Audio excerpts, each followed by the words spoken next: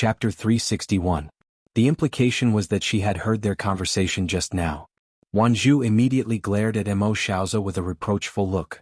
Mo Xiaozi was about to sneer at her for not giving him face, but Wanzhou glared at him. He swallowed his words, slammed the lid of the teacup in his hand and said coldly, "As you wish." Marrying such an unreasonable husband was really infuriating. Wanzhou hurriedly took Jinwan's hand. "Nuan, Jingshan's condition is getting more and more stable. We'll stay in the hospital these days. As long as we can enter the ward, we'll let you in first. I know you miss him very much and want to stay with him for a while." "I know. Don't be sad, child." Then Wanzhou took Jinwan back to the room, sat on the bed and held her hand, saying, "In fact, Jingshan's father doesn't have much opinion of you. He just likes Xu Yan so much that it can only be attributed to preconceived notions. The marriage contract between Jingshan and the Su family was just a stopgap measure. At that time, Xu Yan was studying in the UK, not in the US, so Su Jilan's affair happened. In other words, in his heart, Xu Yan was raised according to the standard of the Mo family's daughter-in-law. He has always been on good terms with the Yin family, and he also watched Xu Yan being born and growing up, so their relationship is not the same. But Jingshan, after all, has his own ideas. He spent more time in High City, and in the years he was in America he rarely got close to his family. He rarely interacted with the Yin family, and he only met in Xu Yan a few times. You know what happened after that, and you know Jingshan's attitude, so don't let the stubborn ideas of Jingshan's father affect your mood. No matter what he does, he won't be so stupid as to force his son to divorce. He just doesn't want to give up and always wants to see if he can bring them together, but as long as you and Jingshan are as good as ever, he will give up after a long time." Jinwan smiled. Perhaps it was because she grew up with her mother too little. Growing up with Ji Hongwen, she never knew what it felt like to have a good mother. But at this moment she understood. Mo Jingshan, a cold and unreasonable man, occasionally showed a warm and amiable side. He must have inherited Wanzhou's good temper. But to avoid such a situation happening again, Jinwan moved back to the hospital. While Mo Jingshan was in a deep sleep, Jinwan had not been idle. She was thinking of ways to avenge her child, to avenge Mo Jingshan, and to avenge herself. Good news came from Mo Nwan's studio in High City every day. Hearing that her studio had made more than 200 million yuan in profits in the past few months, Jinwan just calmly held a video conference with everyone in the studio and continued to stay in Los Angeles. Grandfather Mo didn't know how Mo Jingshan and Jinwan were, but they had been missing for a long time and hadn't returned to High City. He hadn't even heard Mo Jingshan's voice for a long time. After learning that they were in Los Angeles, he wanted to fly to Los Angeles several times to see them, but Jinwan persuaded him not to. It was only when Ji Hongwen suddenly fell ill and was sent to the hospital that night that Jinwan's vision darkened. Her heart turned cold. Jinwan, who had been determined to stay in Los Angeles and stay with Mo Jingshan, finally wavered a little. In her previous life, she couldn't accompany Ji Hongwen in his last days. Even if Ji Hongwen's illness was caused by overwork and was not fatal, there was always a chance. Jinwan couldn't gamble. Up to now, Ji Menggran was still missing and there was no news. Shinharu was no longer at the Ji family. Ji Hongwen was the only one at home. If the servant hadn't found him early and sent him to the hospital in time, it was hard to say what would have happened. It turned out that every stage of a person's life was full of too many unknowns.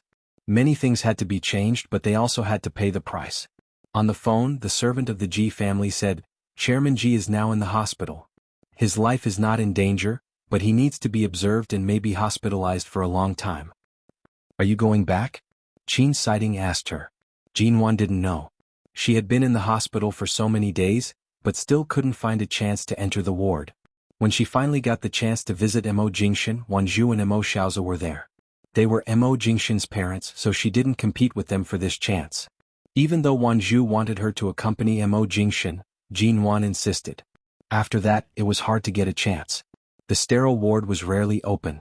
If it weren't for Mo Jingshan's physical fitness, he wouldn't have been able to get 2 chances to enter the ward. Jinwan received a call from the Ji family again. The servant said that Ji Hongwen had lost a lot of weight recently and hadn't been able to eat for 2 days. He vomited as much as he ate. Although the doctor said his life was not in danger, he couldn't go on like this. They were worried that Chairman Ji wouldn't be able to hold on. When Mo Jingshan slept for nearly 2 months, Jinwan finally nodded, silently packed up her things and prepared to fly back to High City. Before she left, she didn't send him any text messages. She didn't know when he would see the messages she had sent in the past dozens of days. Feng Ling accompanied her to the airport. In the airport hall, people came and went. Jin Wan still remembered that when she secretly flew out of High City to Cambodia with Feng Ling, her heart had been anxious. Now, standing here, she was about to fly back to High City. She was no longer in a state of panic. But like duckweed without gravity, she floated all over the sky, unable to find an end or a home. At least at that time, she knew that Mo Jingshan was in Cambodia.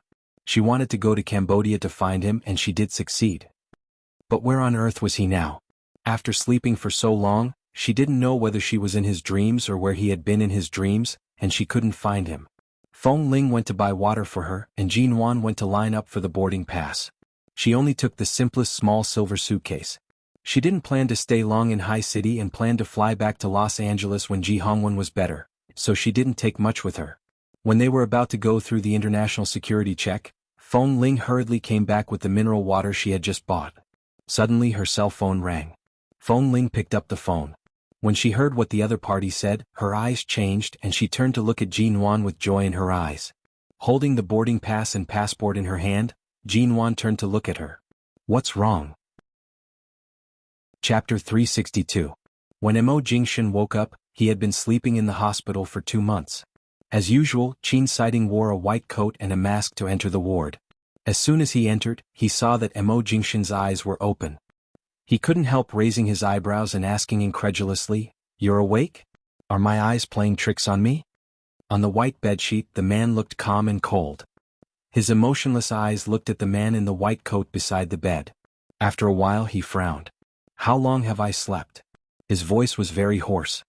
"How long?" Qin Siding resisted the urge to call Jin Wan immediately and stared at Mo Jingshan, who was still in a daze.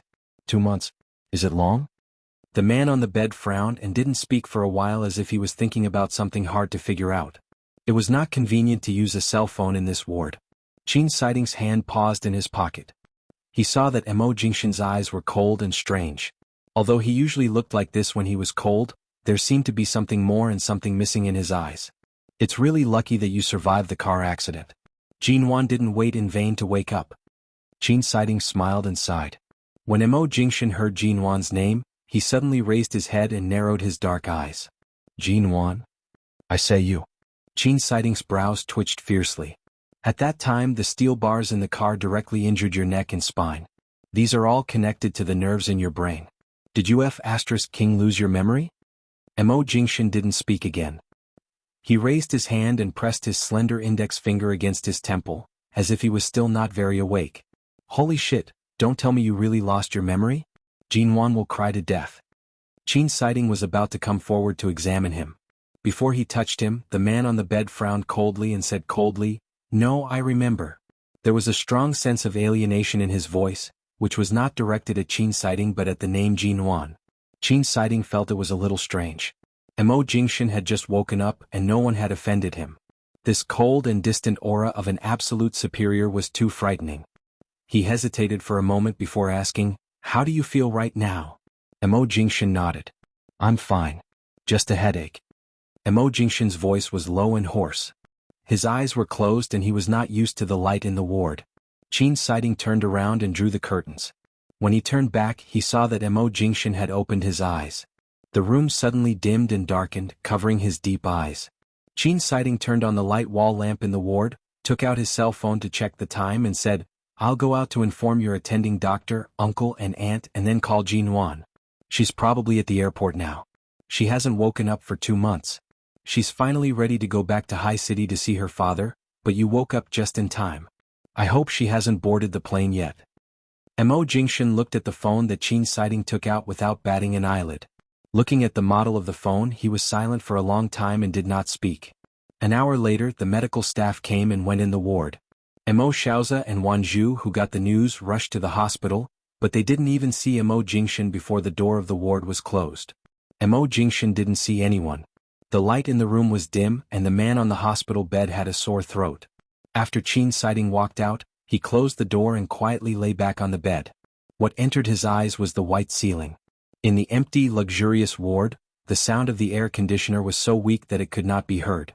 He closed his eyes. After sleeping for 2 months, he had a very long dream. Who he was, he remembered. Who Jin Wan was, he remembered. He remembered how the car accident happened. He remembered the scene when Jinwan rolled down from the car in front of him. When the huge impact happened, the steel bar in the car pierced his shoulder. He also remembered that he heard Jinwan's cries in the car and heard Feng Ling say worriedly that her lower body was bleeding. He remembered, the phone was quietly placed by the bed. He didn't know if anyone had charged it for him in the past 2 months. Mo Jingshan opened his eyes. After 2 months of sleep and recuperation, the wounds that should be healed had already healed. These movements of getting up and raising his hand were no longer affected. He picked up the phone on the white table beside the bed. The time shown on the phone was March 13, 200x. His gaze paused for a moment and his head began to hurt again. There were dozens of missed calls and text messages on the phone. He opened them and found that most of them were from Jinwan. Mo Jingshan, I'm scared. When will you wake up? I couldn't save our baby. You're angry, aren't you? I dreamed you woke up. Love you. Mo Jingshan, I love you. I love you very much. So don't keep sleeping like this. Wake up. If I knew that you would use such a method to save my life, I would rather die with Su Shui in that car than have you die for me. It's so cold today, but I can't stay in your ward. Is your bed warm? Can I sleep with you? I haven't seen you for half a month. I miss you so much. The doctor said you're likely to keep sleeping like this. Do you not want me anymore? Mo Jingshan, I miss you. Still won't wake up? I'm scared. I'm scared every day. The man on the bed quietly read the text messages. Until he finished reading dozens of them, he remained expressionless. His black, cold eyes carefully read them one by one and then he clicked the option to delete them all. Then Mo Jingshan rubbed his still aching brows and found the phone number of the person in charge of the Mo Corporation Legal Center in High City in his contact list. After the call was connected, the other party said in surprise, COMO. Prepare 2 divorce agreements before the end of the month. Divorce agreements?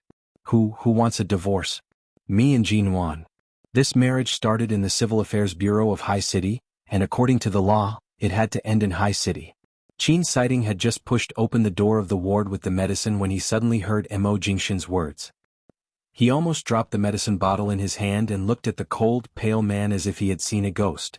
Mo Jingshan's expression didn't change at all when Qin Sighting came in. He hung up the phone, threw it aside and closed his eyes. You want to divorce Jinwan? Qin Sighting frowned. He knew Mo Jingshan too well. Although many people couldn't see through Mo Jingshan, Nan Heng and Qin Sighting had been with him for so many years, and they always understood what he did more than they were curious about him. Mo Jingshan never did things that were too impulsive or unreasonable. He was too calm and rational. Not to mention how impeccable he was in the business world, he was absolutely considerate in marriage and love, and would never allow any misunderstanding or flaw to occur. Chapter 363. Mo Jingshan didn't answer him. Qin Sighting put down the medicine and stared at his indifferent and calm face. What the hell is going on? Who gave you a magic potion? You even forgot the woman you've been holding in your heart? Or did you suddenly realize how good it was to be single in the past 2 months, so you abandoned your woman for no reason? The man on the bed didn't speak.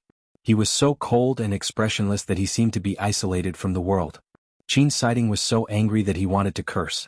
Do you know how long Jinwan has been waiting outside the ward every day for the past 2 months? She, a woman who just had a miscarriage, knew she couldn't see you through the wall and the door, but she still insisted on waiting here every day. You almost died in the car accident and so did she. You two have been through so much together and it's not the first time you've been through life and death together. Now you suddenly say you want a divorce? Are you King stupid? Mo Jingshan closed his eyes and said flatly, get out. Qin Sighting was about to speak, when he suddenly heard footsteps coming from outside the ward and heard Feng Ling calling Jinwan to slow down. He paused and looked at the man on the bed whose eyes were closed and whose face was cold. Jinwan is coming. I'll stop her first. You'd better wake up as soon as possible. With that, he turned around and walked out. Jinwan hurried to the hospital and saw that Mo Xiaozi, Wanzhu, and the others were all waiting at the door. Qin Sighting came out of the ward, glanced at everyone's face and finally fixed his eyes on Jinwan. Jinwan rushed back from the airport. Los Angeles Airport was very far away, and it only took them 1.5 hours to get back. When Jinwan ran in from the hospital, even Feng Ling, who was behind her, almost couldn't catch up with her. The breathless woman stared at Qin Sighting and then at the door of the ward behind him, asking, Is he awake?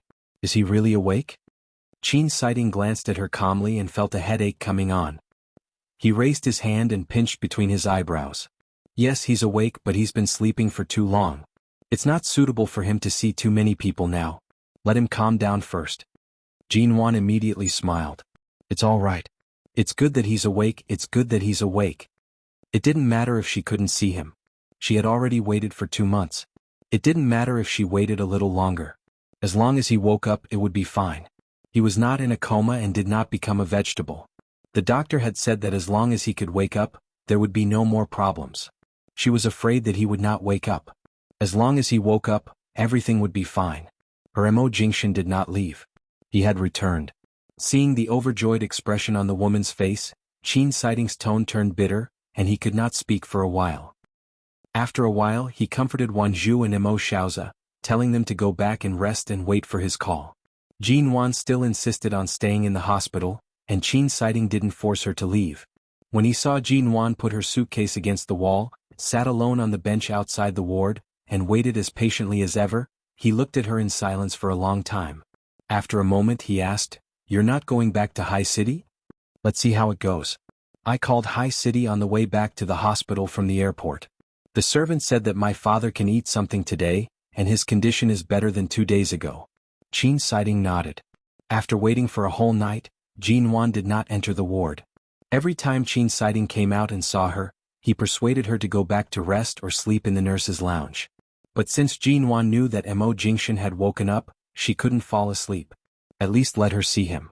If she couldn't see him tonight, she could wait until tomorrow. She could wait. In the early morning when it was almost dawn, Qin Sighting opened the door and took a look. Suddenly, he turned back to the ward with an ugly face and looked at Mo Jingshan, who had not slept since he woke up. It's cold in the corridor. She has been sitting there motionless like a good baby all afternoon and all night. I can't stand it anymore. Take care of your woman. I'll go to the nurse's lounge to sleep for a while. Qin Sighting said and turned to leave. When he closed the door he made a big noise. Jin Wan turned her eyes and looked at Qin Sighting's back strangely, wondering why he was so angry. She turned back to see that the door of the ward was not completely closed. Because he closed it too hard, it bounced back, leaving a small gap. The door was not locked, the other medical staff were not here, and Dr. Qin had left. There was a gap in the door and Mo Jingshan had woken up. Everything seemed to tell her that she could go in. Even if he was temporarily asleep, she could go in to see him now. But Qin Sighting said during the day that he needed quiet now. Jin Wan licked her dry lips, stared at the small gap in the door for a long time, hesitated for a long time, but did not get up and go in. She continued to sit on the bench outside the door. Before Mo Jingshan agreed to let other medical staff in, she would respect his choice and wait patiently. The ward was very quiet. Mo Jingshan silently looked at the gap in front of the door. The lights in the ward were very dim, but the lights in the corridor were very bright. He could see the figure on the bench through the small gap. As Qin Sighting had said, she sat there like an obedient baby and did not make any noise or movement. It was as though she was afraid of disturbing him, or afraid of being driven away by the medical staff and not allowing her to continue staying here. It was gradually 6:30 in the morning and she was still sitting there motionless. Mo Jingshan was silent for a moment, lifted the quilt and got out of bed. Looking at the figure outside the door, he slowly walked to the door and put his hand on it. At this time the hospital was very quiet. Jin Wan was still not sleepy. Even though Mo Jingshan's footsteps were very light, she still heard them. She turned her eyes abruptly, and the moment the door was opened, she met the man's dark, cold eyes. Jin Wan stood up abruptly, but because she had been sitting all night, her legs were numb. She staggered and almost lost her balance. She raised her hands to support herself on the bench to prevent herself from falling down awkwardly. She then looked up at the man in the door. "Why did you get out of bed? You just woke up. Did the doctor say you can walk around now?" Jin Wan hammered her numb legs, straightened up and walked up to him. When she reached the door of the ward, the homesickness was gone. She saw that Mo Jingshan was only a little thinner than before the accident, but there was no change. He was still him, the man she was familiar with. Chapter 364. With that, she leaned against the wall with a joyful expression, meeting the man's cold and emotionless eyes at such a close distance. The smile on her face gradually faded with his alienation and indifference. Finally, as if reading something in his deep eyes, her lips trembled. Why are you looking at me like this?" Mo Jingshan looked at her heavily. "How should I look at you?" At the very least, he shouldn't look at her so coldly as if she was a stranger, unrelated to him or even emotionless. Jinwan paused and suddenly turned to look at the door. Then she turned back to look at him. If it's because you just woke up and your body is not used to it, I'll go out now. You rest quietly. I'll stay with you outside. I won't leave or come in to disturb you, Miss G. The man's warm and cold voice came into her ears, but it seemed that after 10 years, the man who drew parallel lines with her life was pulled back in front of her eyes. In the large ward, the light poured on the floor and the transparent dust floated up and down in the air, but the ward was silent. Only Mo Jingshan's bone-chilling voice resounded. Jinwan's eyes suddenly froze. Miss G? Mo Jingshan looked at her coldly. Don't be so surprised. Whether it was 10 years ago or 10 years ago, everything should return to its original point, and it should find the original track. The ward was frighteningly quiet.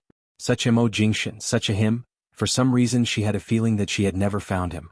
He was as far away from her as he was 10 years later, untouchable, unseen, and unfathomable. Coupled with his words, she felt as if she had been splashed with a bucket of cold water.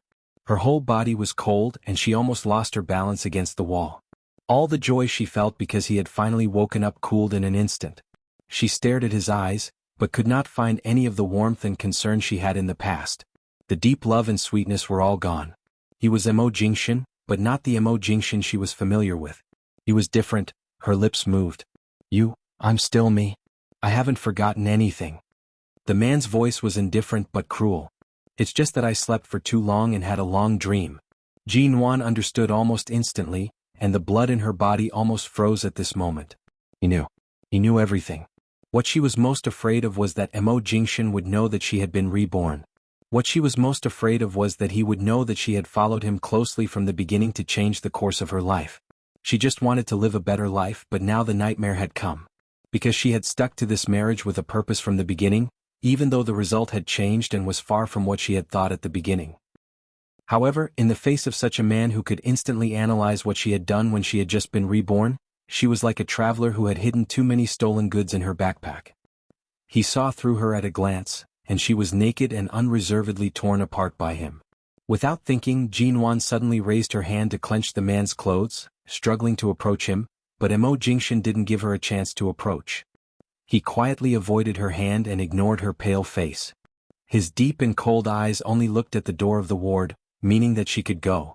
Jinwan's face was almost transparent. She had never been so pale even when she was lying in the operating room during the abortion.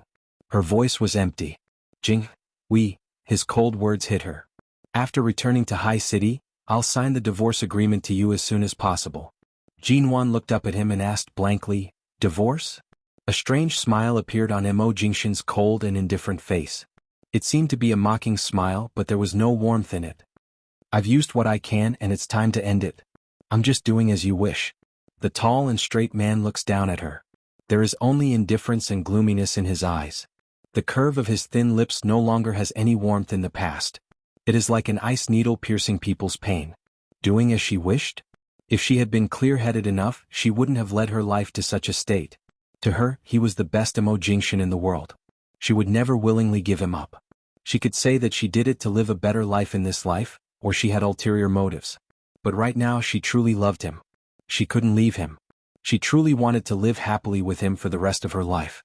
She truly wanted to live happily with him for the rest of her life. She didn't want to leave him. Divorce? How could she? She didn't intend to divorce him again in this life. Jinwan opened her mouth and wanted to say something, only to find that sometimes words were really pale and powerless. When they met his eyes again, she raised her hand and raised the skin on the back of her hand and wrist, which were still slightly red from the burn she had suffered in Cambodia, to his eyes. Mo Jingshan, can we pretend that everything we've experienced between us doesn't exist? The man looked at her hand silently and didn't speak. Can we pretend that all the feelings between us don't exist? Jinwan stared at him. Can all the promises we've made and vows we've held for so long be returned to zero because of your big dream? Jinwan's face was full of tears, and she raised her hand to grab his collar. Mo Jingshan, I exchanged my life for my present life, my home, my husband, I exchanged my heart for it. What right do you have to deny everything about me now? Mo Jingshan bent down slightly because of the strength of her grip and didn't break free. Looking at her tearful face, he gradually sneered. This was the first time that he didn't have any intention of coaxing or hugging her when he saw her cry.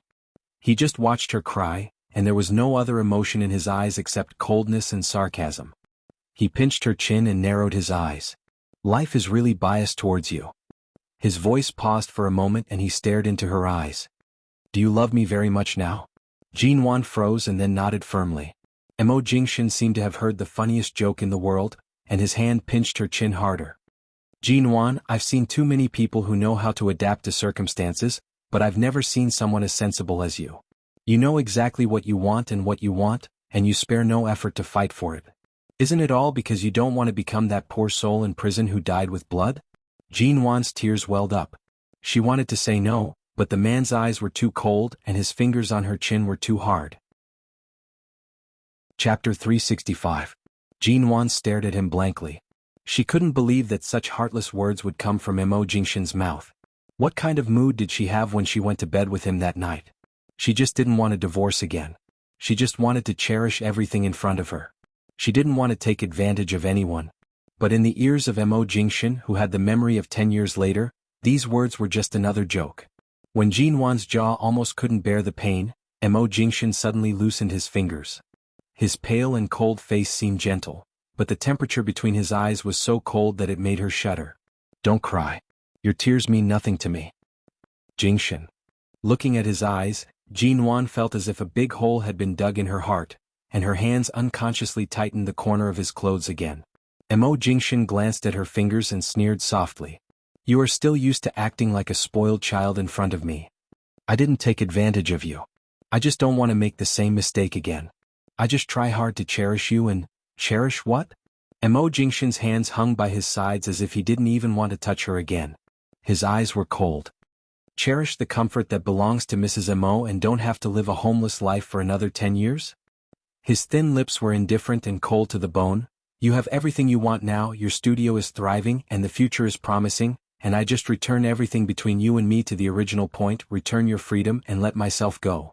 With that, he looked at her tears, took a step back and took the corner of his clothes out of her hands. He took a few steps back until he kept a suitable distance from her. He looked coldly at the woman who was standing against the wall with a face even paler than his. He said with a cold smile, Are you afraid of losing everything again? Jinwan looked at him, and her tears suddenly froze in her eyes and couldn't fall anymore. She closed her eyes. Can we have a good talk? Forget it, Jinwan. Mo Jingshan's thin lips curled into a faint smile, but there was no warmth at all. He appeared colder than ever. Everything between us has long ended. The marriage and feelings you thought you could salvage are just flowers in a mirror and the moon in the water. Right now, I have no interest in you at all. I don't even feel the need to take another look at you. You clearly remember everything. Mo Jingshan, why must you abandon all the good memories? Why must you push me away? You can even give up your life, but now you don't want me, right? The man glanced at her indifferently, staring at her tears that were rolling down her face. Jinwan had never cried in front of him like this, nor had she cried so sadly. His hands were by his side and he did not raise them to wipe her tears. When Jinwan took a step forward, he coldly stepped back, not giving her a chance to touch him. All right, Jinwan, this 10-month joke can come to an end. You know how far apart we are from each other, but you still pretend to be affectionate. It's too boring.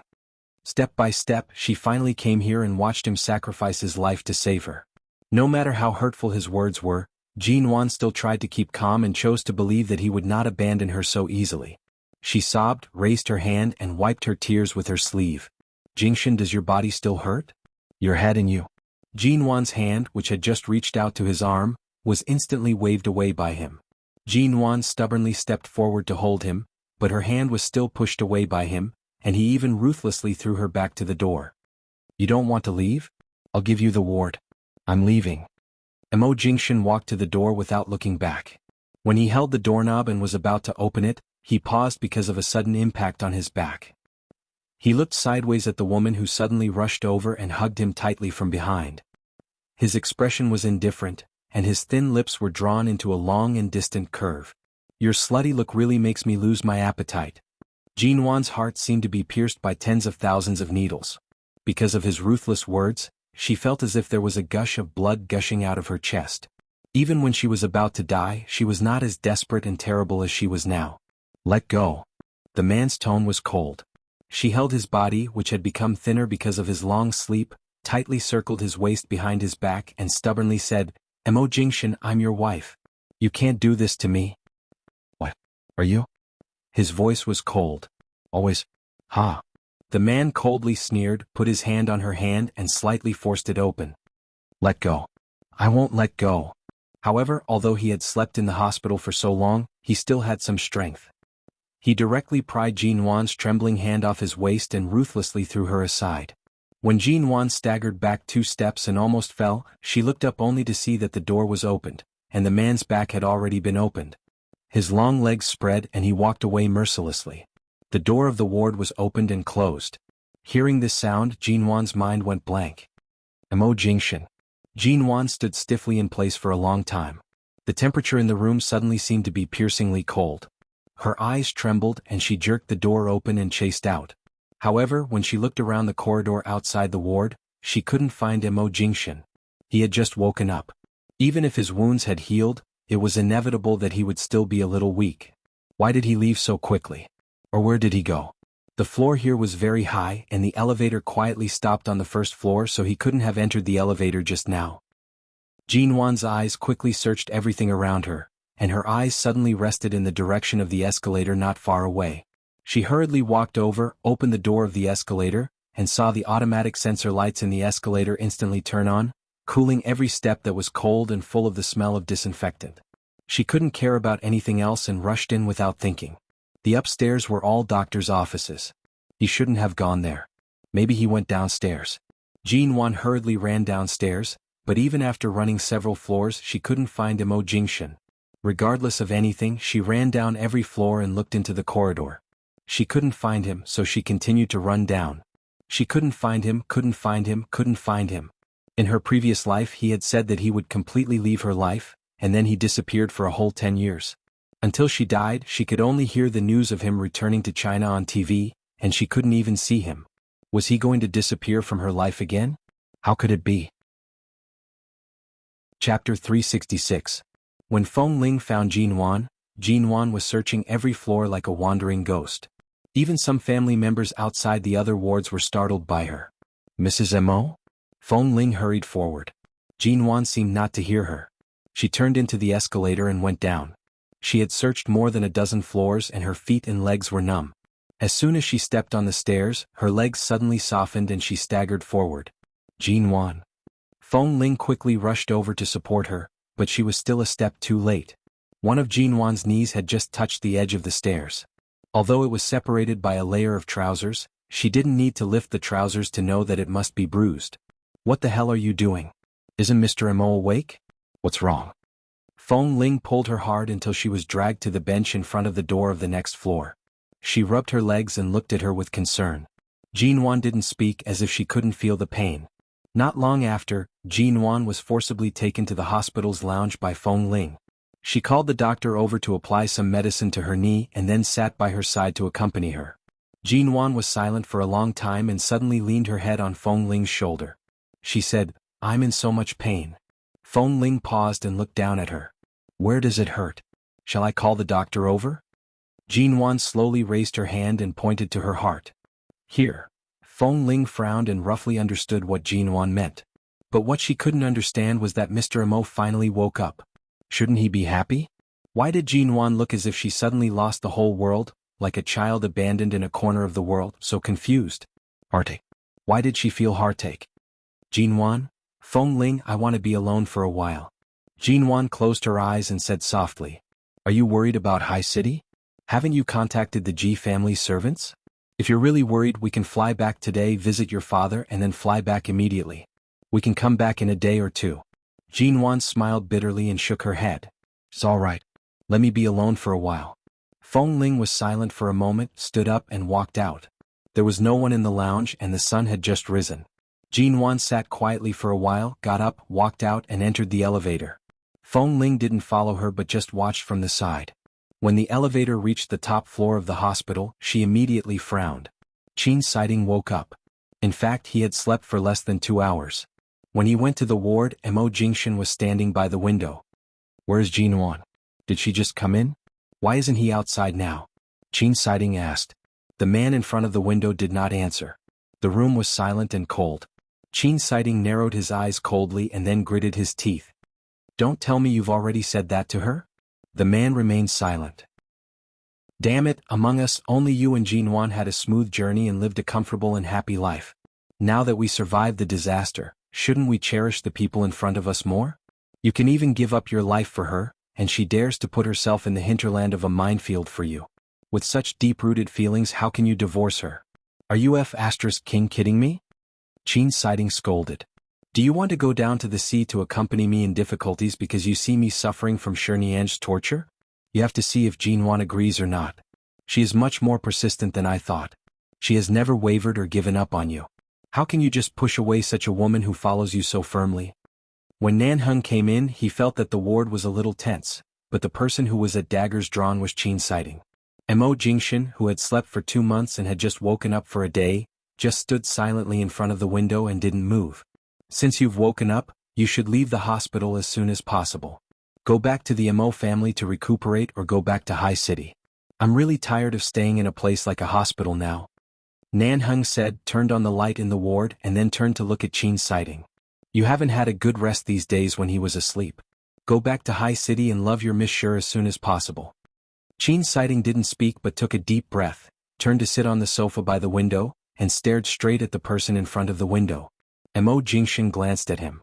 Why are you so free to meddle in other people's business now? Qin Sighting snorted. I don't necessarily care about other people's business, but I'm one of your attending doctors. Seeing that you, a normal man, seem to have a mental problem after waking up, I'm considering whether to examine your brain again. Nanheng raised his eyebrows.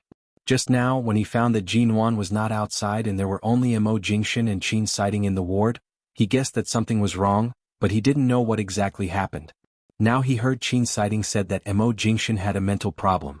Nanheng sneered, leaned against the door, took out a lighter from his pocket and played with it. Suddenly he heard familiar footsteps outside and he knew it was Feng Ling. At the moment when the door of the ward was knocked, he didn't even need to ask and directly opened the door.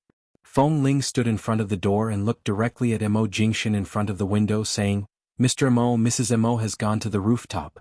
Nanheng raised his eyebrows in surprise. Went to the rooftop? What was wrong with this woman? Qin Sighting also frowned in an instant. Mo Jingshan, however, looked particularly calm and said indifferently, You are her bodyguard. She went to the rooftop. Why didn't you follow her? What are you doing here? Nanheng, it seemed that he had heard something terrible, Feng Ling said coldly. Mrs. Mo said she wanted to be alone and didn't let me follow her. The view on the rooftop was indeed very broad. Jinwan stood on it and enjoyed the wind for a while. Then she stood at the edge, found a place to sit against the railing, and stared blankly at half of Los Angeles. She only sat here for a while, probably less than a few minutes, when the metal door on the rooftop was suddenly kicked open with a bang. A gust of wind blew. Jinwan narrowed her eyes and heard Feng Ling's voice behind her. Mrs. Mo, Mr. Mo asked me to take you down. Chapter 367. Feng Ling came over and stood by Jinwan's side. If you're in a bad mood, you can tell me or find another way to vent. This place is really not safe. I know it's not safe, so I just sit behind the railing. Jinwan said slowly. I just want to enjoy the wind here. Besides, she paused and smiled reluctantly. It's useless for you to tell him. He knows I won't seek death easily. He asked you to take me down just to be polite. During the 10 years of wandering, no matter how much she suffered, how she suffered, she never sought death. Her life was tenacious. The only time she sought death was when Ji Menggran destroyed her rationality. She lay in the bathtub, cut her wrists and foolishly pushed this man away. Even at the last moment of her life, it was because she had taken slow-acting poison for a long time. If she was given the choice, she would choose to live on. She would never take things too hard. Mo Jingshan knew her well. Her heart was hard and her skin was thick. This was the current her in his eyes. Feng Ling's lips moved and she asked curiously, Why did it suddenly become like this? Weren't you and Mr. Mo fine before? Yes, why did it become like this? Jinwan sat cross-legged, looked at the sky and squeezed out a smile. Her voice was a little hollow. Maybe it's because of cause and effect. God gave me such a beautiful dream, but in the end he took it back cruelly. Feng Ling didn't understand and didn't ask more. Seeing that Jinwan was just sitting there obediently and didn't do anything dangerous, she sat down beside her. Jinwan raised her hand and grasped in the wind. She felt a trace of cold air passing through her palm and then dissipated silently. It was as if she had thought she had finally grasped the happiness in front of her and finally learned to cherish it, but it turned out that it was just like a mass of air. It would dissipate if she said it would dissipate. To be honest, even Jinwan didn't know how to face the Mo Jingxian 10 years later. Now, except for the loving memories of the past few months, he was still the same old him, the indifferent superior, the man who had completely withdrawn from her life. But could all these beautiful memories really be thrown away like garbage to him? Jinwan looked at her empty palm for a long time and found that her eyes were very dry. Not even a single tear could fall. The wind is too strong here. Don't sit here for too long, Fengling said. I know. Just sit for a while longer. As Jinwan spoke, she stubbornly raised her hand and caught 2 more times in the wind. This place was too high and there was not even a speck of dust. The wind swept past her palm, leaving no trace. Mo Jingxian's physical condition was no longer a problem. After he woke up, the doctor conducted a series of examinations and observations on his current condition. After confirming that he could be discharged in a few days, his ward was also transferred to a normal ward. He was no longer restricted from family visits, so his ward was particularly lively these days. Wanzhou sat by the bed, peeling an apple and talking about what had happened in the past 2 months. Mo Xiaoza occasionally answered a call from the company and sat by the bed to ask Mo Jingxian how he was feeling. Nanhang and Qin Siding were busy all over the place. But the man on the bed was always calm and indifferent. At this time the door opened again. Wanzhou took a look and said with a smile, Nuan, what's wrong with you these days? When Mo Jingxian was unconscious, you couldn't wait to stay outside for 24 hours every day. Why did you say you were going to rest and sleep these days? You finally woke up and finally relaxed, didn't you? Jinwan smiled and walked to the bed. Yes, it's rare for me to relax, so I took some time to sleep. She didn't go to sleep, but because the owner of this ward didn't want to see her. Go to sleep. Anyway, Jingxian's body is fine now. There's still us here. You have to take good care of your body. After returning to High City, try to get pregnant as soon as possible. Previously you often moved the fetus. It's probably because this child is not fated with our Mo family. Mr. Mo still doesn't know what happened, so don't tell him. You and Jingxian are still young. There are too many women at your age who can't keep their babies after only 1 or 2 months. Jingxian's father and I are open-minded. As long as you take good care of your body, you can have another baby at any time. After all, you and Jingxian have always been so close. Hurry up and have another baby so that Mr. Mo can be happy. Wanzhou said as she handed the peeled apple to Jinwan. Jingxian doesn't have an appetite. Here, eat it. Jinwan took it and kept a smile on her face. Thank you. You've been keeping what happened to Jingxian in your heart. I didn't ask you to call me Mom, but it's been so long. Shouldn't you call me Mom? Wanzhou smiled. Jinwan's expression faltered, and she glanced at the man on the sick bed, but all she saw was the same indifference as before. Mo Jingxian didn't even look at her from beginning to end. Kay was talking to him and his eyes were on Kay. If it were in the past, if Wanzhou asked her to call her mom, she would definitely do so, but now, even if she wanted to, she suddenly couldn't say it. Her throat was a little dry, and when she saw that Mo Jingxian didn't even look at her, she couldn't help clenching the apple in her hand. Oh, look at me. I was too happy these days and forgot that there are too many people here. You must be embarrassed. Let's talk about it when we get home. Wanzhou took Jinwan's hand with a smile. Jingxian plans to go back to High City next week. Although the doctor said he's fine, I'm still worried. Remember to call me when you go back with him and tell me about his condition. And you've been too thin recently. You must put on a few pounds. Jinwan nodded. Jinwan just nodded and couldn't say a word. Wanzhou suddenly leaned over to Mo Jingxian and said something, but from the way she looked at Jinwan from time to time, Jinwan guessed that she was asking Mo Jingxian to treat Jinwan well and have another child as soon as possible. Mo Jingxian didn't respond, and Wanzhou just thought it was inconvenient for him to be too friendly to Jinwan because there were too many people here, so she didn't take it seriously. The ward was very lively, and Jinwan hadn't felt such a lively atmosphere for a long time. Then Mo Jingxian suddenly coughed in a low voice, and she subconsciously put down the apple in her hand, turned around and quickly poured him a glass of water. Mo Jingxian looked at the glass of water she handed him and didn't take it. I don't want to drink it. Take it away. Jinwan's hand holding the glass froze awkwardly on the spot. The author's words. 1. The male lead is not dead, nor is he reborn. He just knows a lot of things about his previous life and many things that the female lead doesn't know. Both of them have the memories of two lives and they are complete. 2. Neither of their characters has collapsed, and the plot is still the same as when I wrote the Cambodia novel. It's a plot I've set up in my outline. I'm used to holding back. Although this may cause me to lose some readers who are impatient or can't stand the abuse, thank you for your support, but I still stick to my writing direction.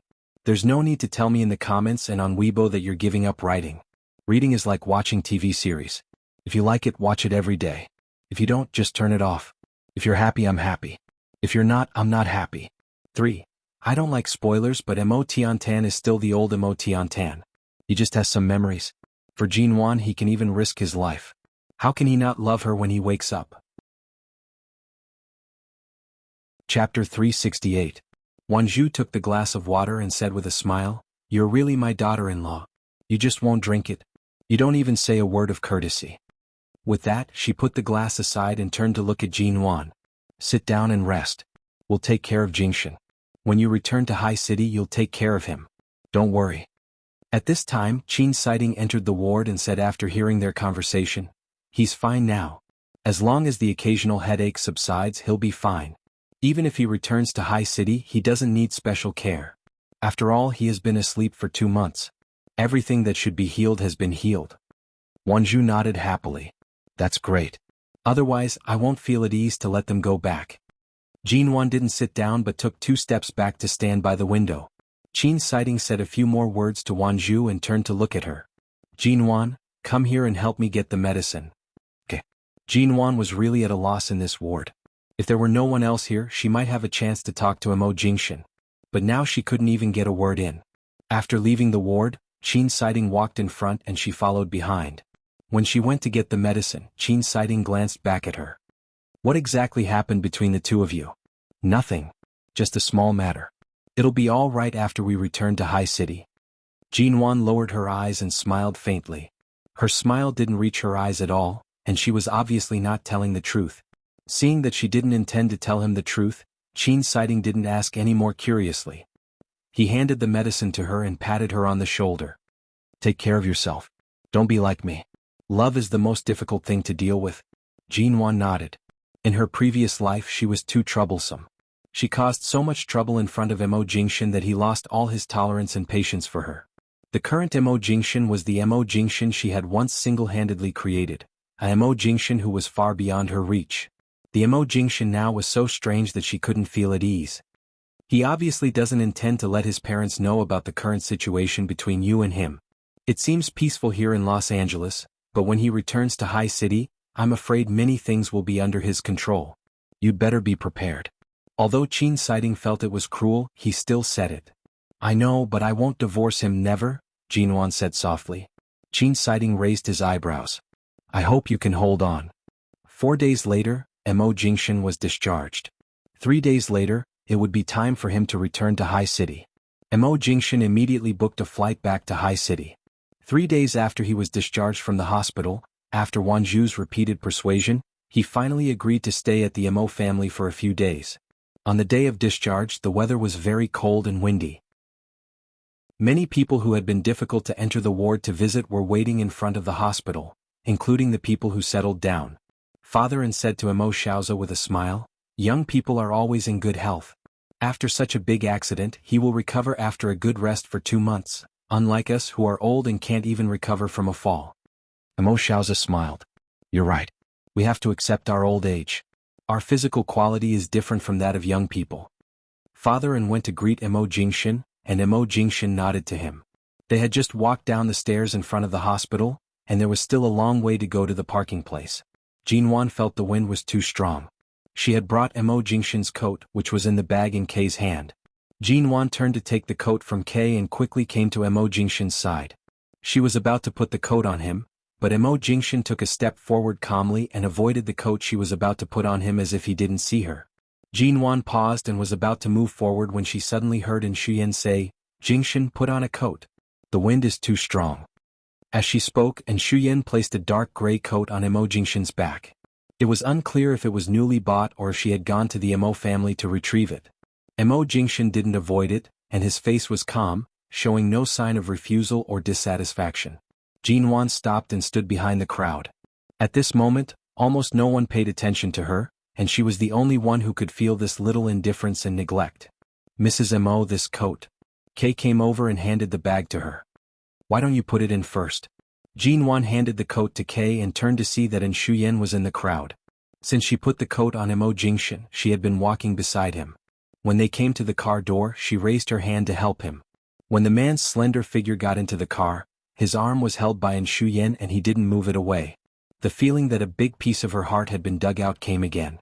When everyone left, got in the car and finally got into the car Mo Jingshan took, Mo Jingshan had closed his eyes and sat silently on the leather chair in the car. She didn't know whether he was asleep or just taking a nap, but he didn't look at Jinwan from beginning to end, as if he didn't care when she got in the car or whether she got in the car or not. This was a high-end limousine and it was very stable. Right now there were many people sitting in the car. Although the family did not come up, Mo Jingshan was still wearing the coat and Shu Qian had draped over him. "Wan, is there anything you want to buy? If not, let's go back to the Mo family.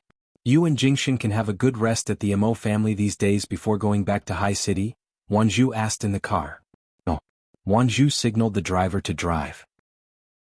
She didn't think there was anything wrong with Mo Jingshan, who was more quiet and indifferent than usual since he woke up, as if he was thousands of miles away from people. On the contrary, Jinwan was much quieter these days. When they were about to return to the Mo family, Wanzhu took the servant who came with her to buy something, saying that she would make soup for them when they got back. Mo Xiaoza was not in this car, and the driver was also asked by Wanzhu to help carry the things. After they got out of the car, only Jinwan and Mo Jingshan were left. It was quiet in the car. In the past few days after Mo Jingshan woke up, his ward had been filled with people. She didn't know if the usually quiet man was deliberately trying to avoid spending time with her alone, but he allowed so many people to wander around his ward. So it was not until now that the two of them had a chance to be alone again. Chapter 369. However, before she could find a topic, Mo Jingshan, who had been sitting there with his eyes closed, spoke. "We'll talk about the divorce when we return to High City. There's no need to mention it here." He did not open his eyes, but his indifferent voice was directed at Jinwan. Jinwan's face paled. "Why do we have to divorce?" At this time, the man opened his eyes, but there was no warmth in his indifferent eyes, cold and dark. "Haven't we divorced before?" "But we haven't. The past is in the past for me. I only recognize the present." Jinwan looked at him and said firmly, "I won't divorce." The man looked at her coldly. His distant and indifferent eyes were like icy thorns. Jinwan slowly clenched her hands and suddenly asked, Or did you really marry another woman?" She did not dare to ask whether it was Shuyen, Ji Menggran or anyone else. Just this tentative question had torn her heart into pieces, and she could barely put it back together. The man's black eyes looked at her and gradually emitted traces of mockery. "What do you think?" 4 simple words chilled Jinwan's heart to the bottom. Was he admitting it or was he simply mocking her? She couldn't understand these words at all. Just like the current Mo Jingshan, she couldn't understand him at all. This man was not a simple person to begin with, and now he was even more unfathomable and difficult to understand. She was silent for a moment, slowly clenched her hands on her lap and insisted, "I won't divorce Mo Jingshan. Whether in America or back to High City, I won't divorce." The man looked at her coldly and did not speak again. At this time the car door had been opened. When Jinwan looked at him again, she saw that he had closed his eyes to rest again. Obviously, he did not intend to waste time on such a useless topic and quarrel with her. He didn't even want to say a word to her. Los Angeles, the Mo family. It was noon when they arrived at the Mo family home. The servants had prepared lunch. No one else followed them. When they got out of the car and walked into the Mo family home, they were alone. Ms. Wanzhu, who had been in a good mood all the way, entered the door with the servants carrying shopping bags. "You've been eating hospital meals or takeout from nearby hotels these days. It's been a long time since you had a good meal at home.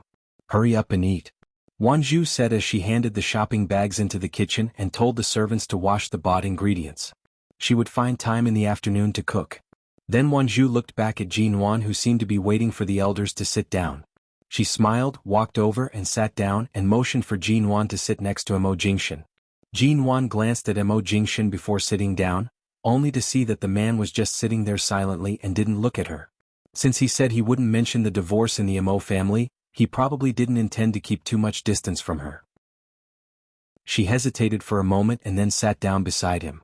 However, the distance between the dining chairs and their bodies was only about half a meter, but it felt like 10 years had passed. Beside her was a person that she could never reach even if she exhausted both of her lives. The servants served the lunch that they had prepared, filling up the entire table. Jinwan put a bowl of the medicated diet specially made for her and Mo Jingshan and put it in front of Mo Jingshan. Mo Jingshan glanced at it and didn't take it. Jingshan, get some chicken soup for Jinwan. She needs nourishment. Even if we go back to High City, ask Auntie Chen to make chicken soup for her every few days. It's best if it's black chicken soup. It's very good for women. Wanju said and winked at Mo Jingshan. Really, this guy used to love his wife so much, but after sleeping for 2 months he seemed to have become dull in love. Not only did he not spoil Jinwan as passionately as before, but he didn't even give her a bowl of chicken soup that was so close to his hand. Mo Jingshan didn't seem to hear her. Jinwan smiled to ease her embarrassment. No, I've drunk a lot these days. My mouth is almost spoiled by you. Don't you have more in the evening? I'll drink your soup tonight. This child, you're so sweet. You want to drink my soup, don't you? Then I'll make more for you tonight. Jinwan nodded, picked up a piece of fish tofu that was very close to her hand, and put it in Mo Jingshan's bowl. Mo Jingshan hadn't lifted his chopsticks yet. When their chopsticks collided, Jinwan saw that the fish tofu fell directly into his bowl and was about to take back her chopsticks.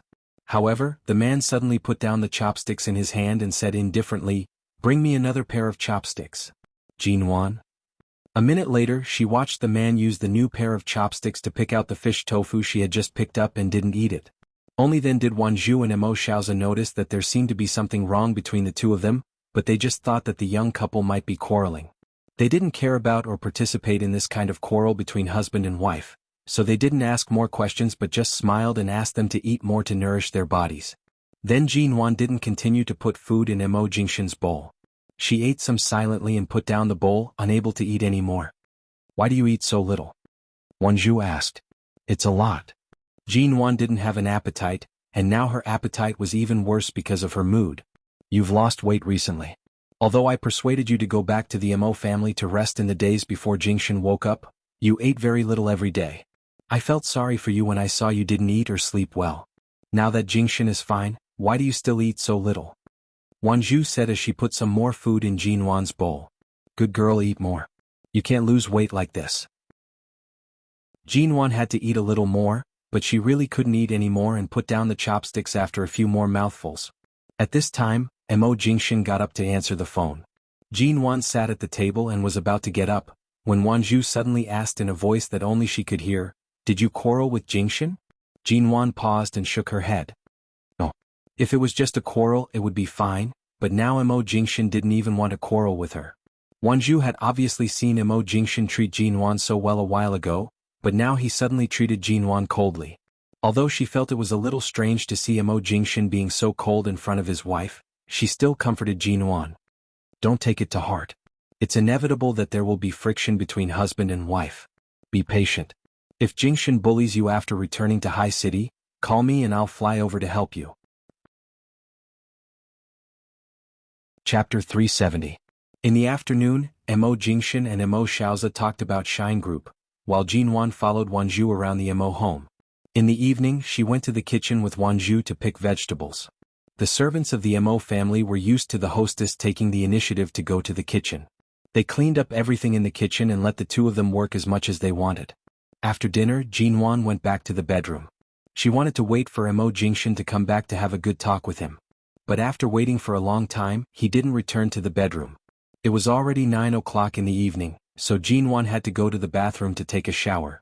Halfway through the shower, she vaguely heard the bedroom door open and close. Her heart paused, knowing that Mo Jingshan had come in.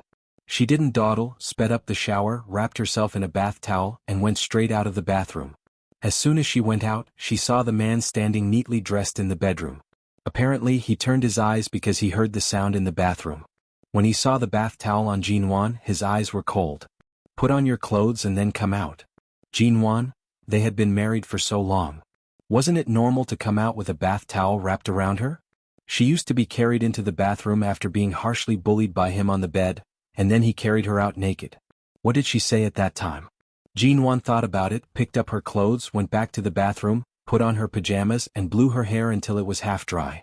When she came out, she saw that Mo Jingshan was standing in front of the bedroom window. Outside the window was a huge balcony. He didn't go out. His slender figure stood by the floor-to-ceiling window. His back was familiar but also strange. She ran her fingers through her half-dry hair and walked over. "Can we have a good talk? It's getting late. Go to sleep. I'll go to the study to deal with some business after taking a shower." Mo Jingshan didn't look at her. When Jinwan approached, he avoided her and turned to the study. Jinwan was silent for a moment and asked, "Aren't you going to sleep?" The man's back was cold and full of alienation. "You sleep on the bed. I'll sleep in the study." His answer was decisive and straightforward, and even the last connection between husband and wife with Jinwan seemed to be severed by him in an instant. The sound of water came from the bathroom. Jinwan was still standing in front of the window. She turned to look at the bathroom and took a long time to calm down before she went to get 2 sets of clothes, walked over and gently knocked on the bathroom door. The sound of water in the bathroom immediately stopped. "What is it?" The man's deep and cold voice came from inside. "You didn't take a change of clothes out. Put it at the door. It's a bit cold in the room. It's better to come out after you're done. I'll bring it in for you." "No need." For a moment, Jinwan heard a hint of decisiveness in his voice. She gritted her teeth. Today she had been provoked by Mo Jingshan. "Are you afraid that you have too many wounds and don't want me to see them, or do you want to keep a distance from me to the point where we can't even be husband and wife?" There was silence in the bathroom and the sound of water continued. Obviously, he had no intention of answering her. Jinwan angrily put his clothes down on the table in front of the door and turned back to the bed. When she sat down on the bed, she did not lift the quilt to lie down but just stared at the bathroom, listening to the sound of water in it. She was really angry, but she didn't know whether to be angry at herself for pushing this man so far away or at Mo Jingshan, who could be so heartless now. Jinwan picked up her cell phone and flipped through it. The text messages she had sent him when he was unconscious were all read. He saw them all, but he didn't reply to her text messages, nor did he reply verbally. Was it because when he opened his eyes again he had already remembered everything in the past, so when he saw her dozens of messages, it was as if he was watching a huge joke? When the sound of water stopped, Jinwan stared at the bathroom. Not long after, the man opened the door, took in a change of clothes and came out dressed. His hair had been dried but it was still a little wet. His ink-black hair seemed to have a faint cold brilliance, as if Jinwan did not exist in this bathroom. After coming out, he went straight into the study.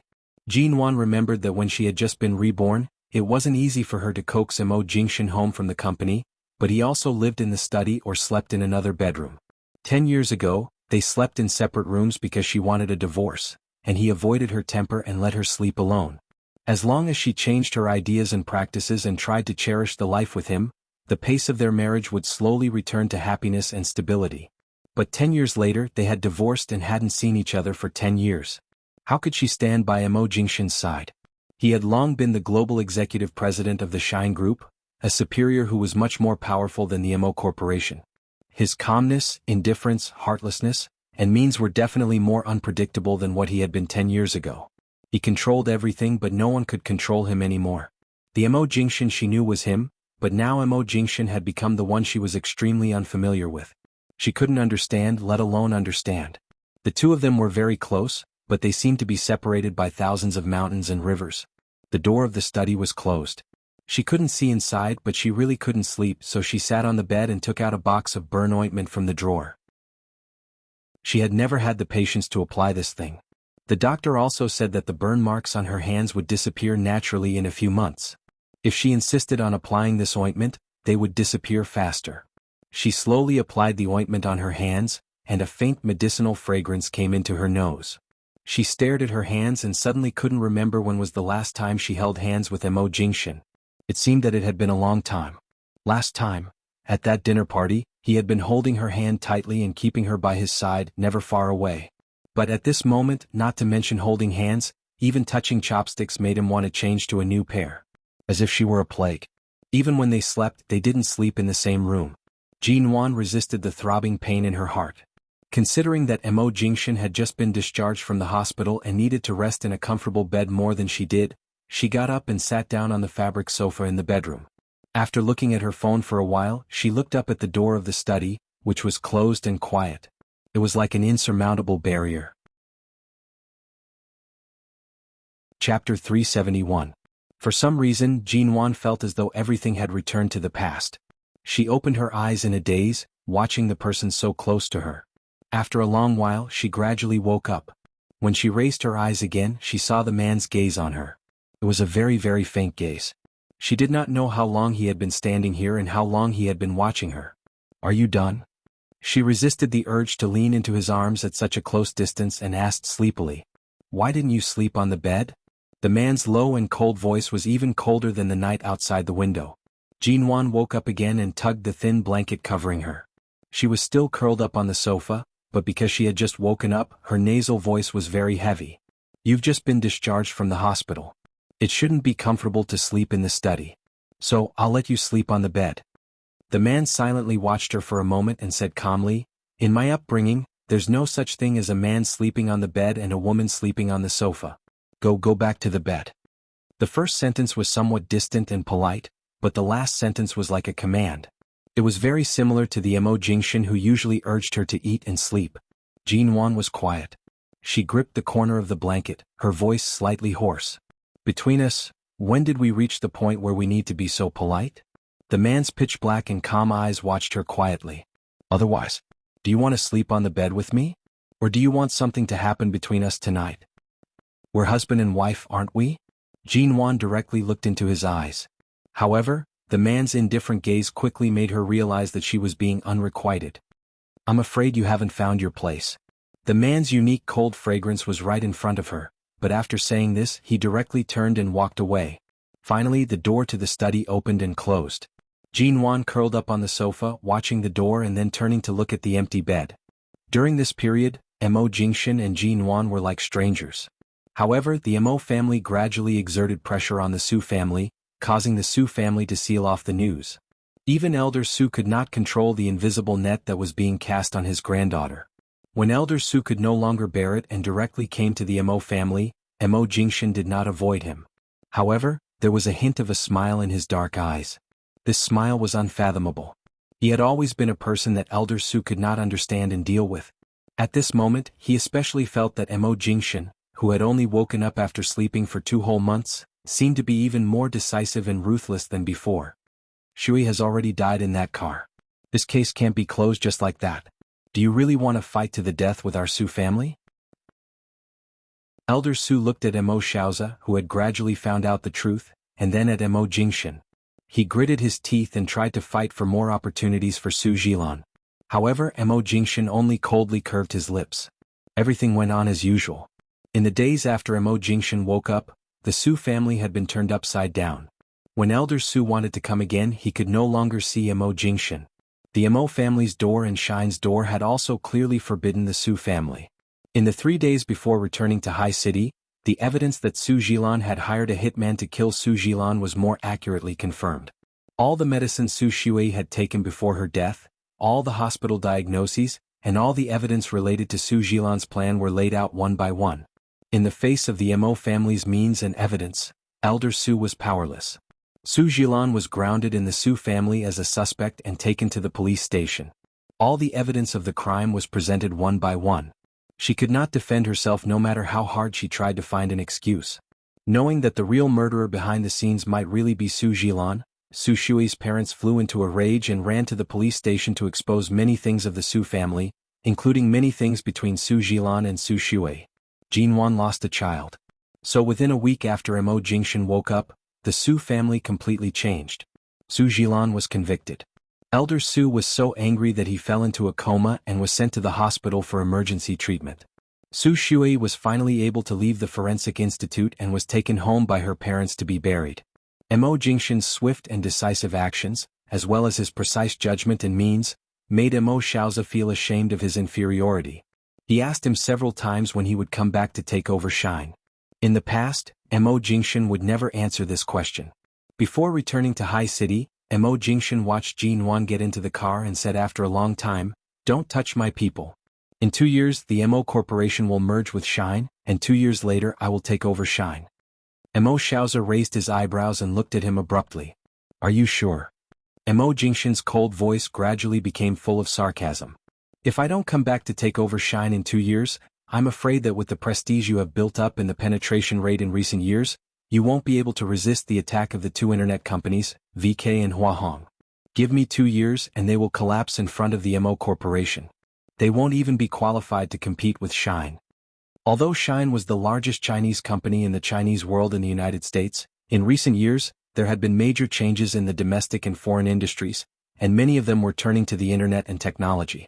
At his age, Mo Xiaozi didn't know much about these things and his penetration rate was very low. If Shine continued to be in his hands in a few years, it would fall in the torrent of these industry changes sooner or later. It was not as promising as the MO Corporation that Mo Jingshan had supported, so it was indeed the best choice for Mo Corporation to merge with Shine and let Mo Jingshan take over. However, Mo Jingshan had never given a direct response, so Mo Xiaozi had always thought that he would never take over Shine and had been worried whether the Mo family's century-old foundation would be destroyed in his hands. And now Mo Jingshan's words had put Mo Xiaozi's mind at ease. When they got on the plane back to High City at the same time as Mo Jingshan, Feng Ling had a mission in the United States and would go to High City to see Jinwan after a while. The plane had been flying for several hours. The blue sky and white clouds outside the window looked so beautiful, but the man beside Jinwan remained silent. The two boarded the plane together in front of Wanzhou and Mo Xiaozi. After getting on the plane, the man didn't say a word to her. Chapter 372. Mo Jingshan recovered quickly.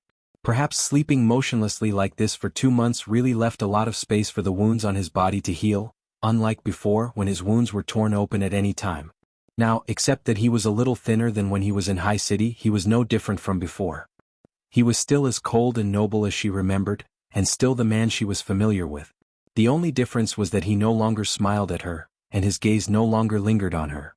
Even though they were sitting on the same plane, even though the two of them were sitting in the same row and he was right next to her, it felt like they were very, very far apart. Jinwan sat for a while and suddenly put her hand on his leg. The man opened his eyes and stared at her with heavy eyes. "What are you doing?" Jinwan looked at her hand on his leg and then at his displeased, heavy eyes. She pursed her lips and said, "Excuse me. I want to go to the bathroom." Even though the first-class seats were spacious, he was tall and had long legs and he was sitting on the outside of the aisle. If he didn't step aside, she wouldn't be able to go out at all. Mo Jingshan took another look at her and moved his leg away. Jinwan withdrew her hand resentfully. When she got up, the plane must have passed through an area with turbulence. Perhaps unintentionally or perhaps intentionally, Jinwan staggered and fell into his arms. Although she didn't fall so hard, she still pressed her hands on his legs and leaned forward, almost leaning into his arms, and their faces were only a finger's distance apart. At such a distance, the man looked at her deadpan. Jinwan's heart pounded, but she said calmly, "Sorry, I didn't stand still." Mo Jingshan. Before getting up, Jinwan's hand purposely pressed down hard on his thigh. She pressed down hard on this golden thigh, that she was not allowed to touch earlier before getting up. She turned and went to the private restroom not far from the first-class cabin. Standing in front of the mirror in the bathroom, Jinwan smiled at the mirror. She felt that her smile was not very good, so she raised her hand to pull up the corners of her mouth. She didn't put down her hand until she was satisfied with it. They were going back to High City, back to their original world, their original life. Divorce? Of course she wouldn't. But if she kept being alienated by him like this, it seemed that she couldn't maintain the status quo forever. In this marriage, self-esteem, face and strength were not important. Besides, Mo Jingshan had done everything for her, whether she was aware of it or not. Not long ago he had almost died for her. If she compromised and left so easily now, she would really let him and herself down. Since they were husband and wife, it was a legal relationship. At most, he would let her chase after him. If he retreated, she would advance. If he was cold, she would warm. If he avoided, she would take the initiative. If he was expressionless, she would smile. As Mrs. Mo, couldn't she climb into his bed legally? As long as she wanted to take the initiative, no matter how powerful he was, he would not be able to remove her from the spouse column unless she agreed to a divorce. Jinwan smiled at the mirror for a while. Feeling that her smile was natural and beautiful, she walked out. When she returned to her seat, the moment Mo Jingshan got up, Jinwan happened to walk past him. She looked up at his cold face and suddenly stood on tiptoe to whisper in his ear, "Honey, after several days of careful consideration, I finally made up my mind." Hearing this, the man glanced at her calmly, his eyes a little like looking at a lunatic. Jinwan had prepared herself and was ready to fight back. Facing his eyes, she smiled and looked into his quiet black eyes, saying in a low voice, "I've decided, even if you put a knife to my neck, I won't agree to divorce you." The man was expressionless just now, but because of her words, he became as cold as usual. Without waiting for him to speak, Jinwan slipped back to her seat, fastened her seat belt, picked up a magazine in front of her, and flipped through it, looking forward to flying back to High City as soon as possible. Mo Jingshan didn't say anything, and on the plane he didn't intend to discuss too much with her about a divorce. After reading the magazine for a while, Jinwan patted him and asked him to ask the flight attendant for a glass of water, a blanket, or a headset. Almost every half an hour she would try to talk to him. Although the man always turned a blind eye to her, Jinwan still happily patted his hand after half an hour. Mo Jingshan's expression became colder and he glanced at her. Jinwan put the magazine in front of him solemnly, pointed to the French paragraph on the last page of the magazine and asked, "I haven't learned French, so I don't know this. Don't you know many languages? What's this paragraph about?" The man looked at her clumsy acting skills and pure attitude of trying to find something to talk about and completely ignored her. Jinwan pointed to the French paragraph and asked, "Just translate it into Chinese for me. I don't think it's very long. It's just 2 or 3 sentences at most." Mo Jingshan glanced at the words she was pointing at. His gaze deepened, but he did not translate it for her. The plane would land in High City in about 3 hours. Jinwan kept looking at the passage. On the other side of the aisle sat a French student with a Chinese-French dictionary in his hand. Jinwan borrowed the dictionary and read it word by word. Finally, she took a pen and wrote down the translated content on her boarding pass. Koi kilspas sayan personatamari element, alarevian dratager save cletums.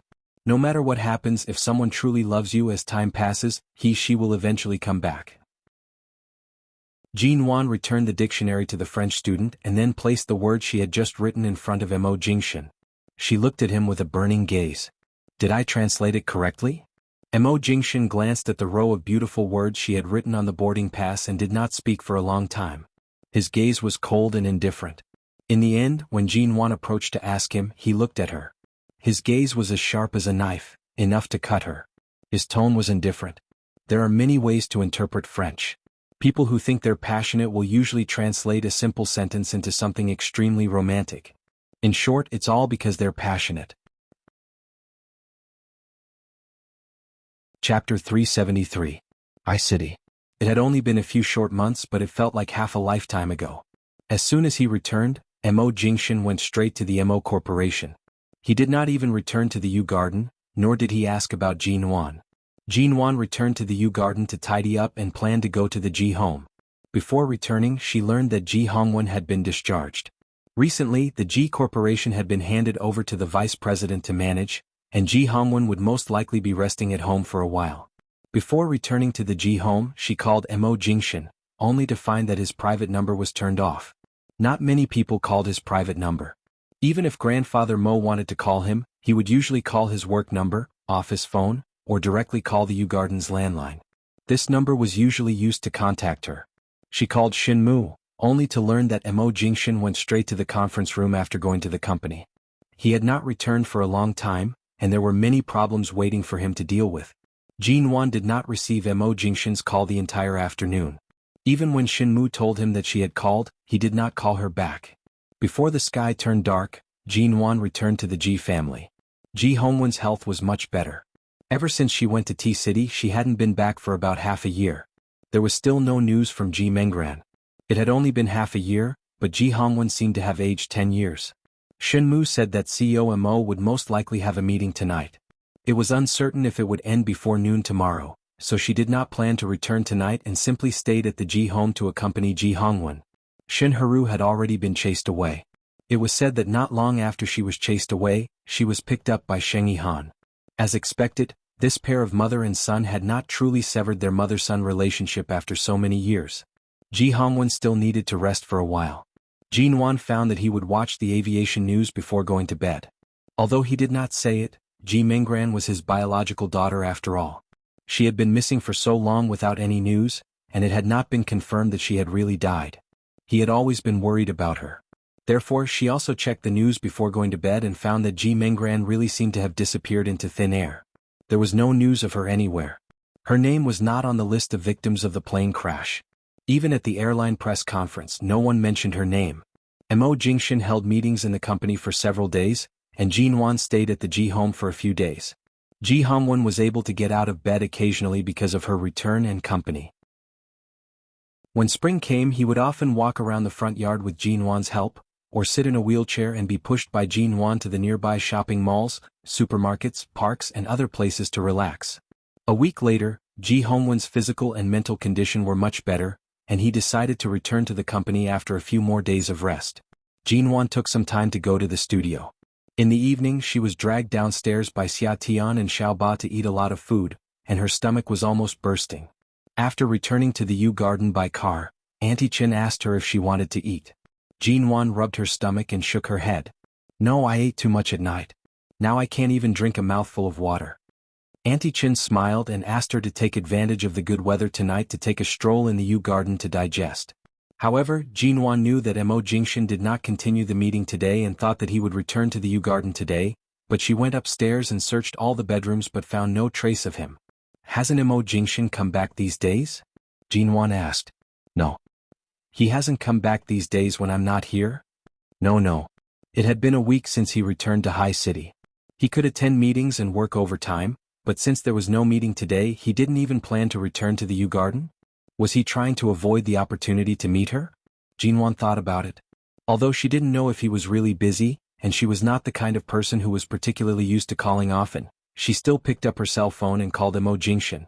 His private number was still turned off. She dialed the number of his studio. The phone rang for a long time but no one answered. But now it was time to get off work, and Jinwan couldn't disturb Shinmu at this time. She hesitated, and without taking off her coat or changing her shoes, she turned and went out.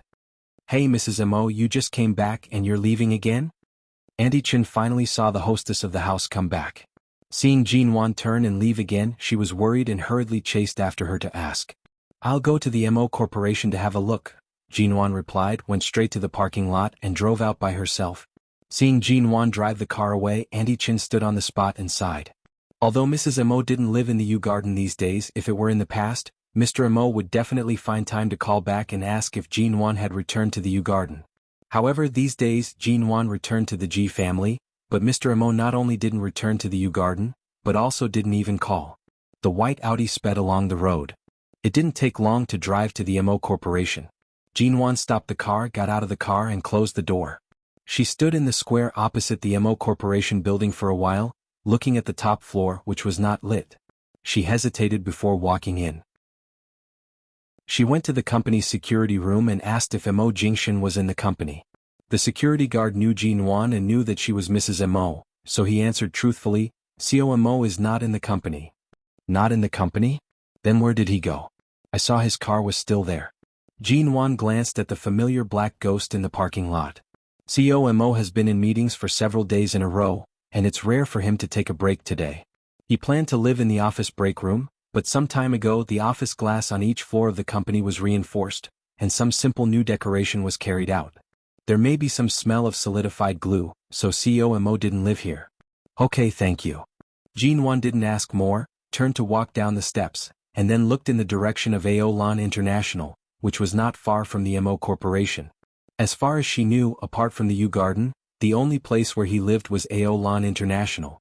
If he didn't drive, only Aolan International was the nearest place. She didn't continue driving. Instead, she turned around and walked in that direction. When she crossed the road, her eyes fell on the fruit store across the road. She then glanced at the supermarket below the apartment building and went in to buy some fruits and ingredients. When she was buying ingredients in the supermarket, she handed over the money to the shop owner. The shop owner clearly remembered her. After all, Mo Jingshin had come here with her. At that time he bought some onions, ginger and garlic and handed a black card to the proprietress. After shopping, Jinwan entered the apartment, entered the elevator and went upstairs. When she arrived at the floor where Mo Jingshin lived, as soon as she walked out, she saw that the door of the apartment was closed. Although she knew the password and could unlock the door with her fingerprint, she still raised her hand and rang the doorbell. Chapter 374. The man was damp, handsome and clean. It seemed that the coldness of these days had faded away in an instant. His hair was half wet, and his eyes were calm and he seemed to have become the old Mo Jingshin again. However, the moment he saw that the person standing outside the door was her, his eyes turned cold. What are you doing here? Obviously, he had been busy in the company for several days and held meetings for several days. He should have just returned to Aolan International to rest. There was more or less some fatigue in his eyes, but the coldness in his black eyes was as cold as ever. Andy Chin said, you haven't been back to the U Garden these days. I know you haven't been back to the company for a long time and have a lot of things to deal with. You must be busy and tired these days. Just now, I passed by your company and heard that you had left, so I guessed you should be here, so I bought some food and necessities. You must have come back in a hurry and didn't buy them.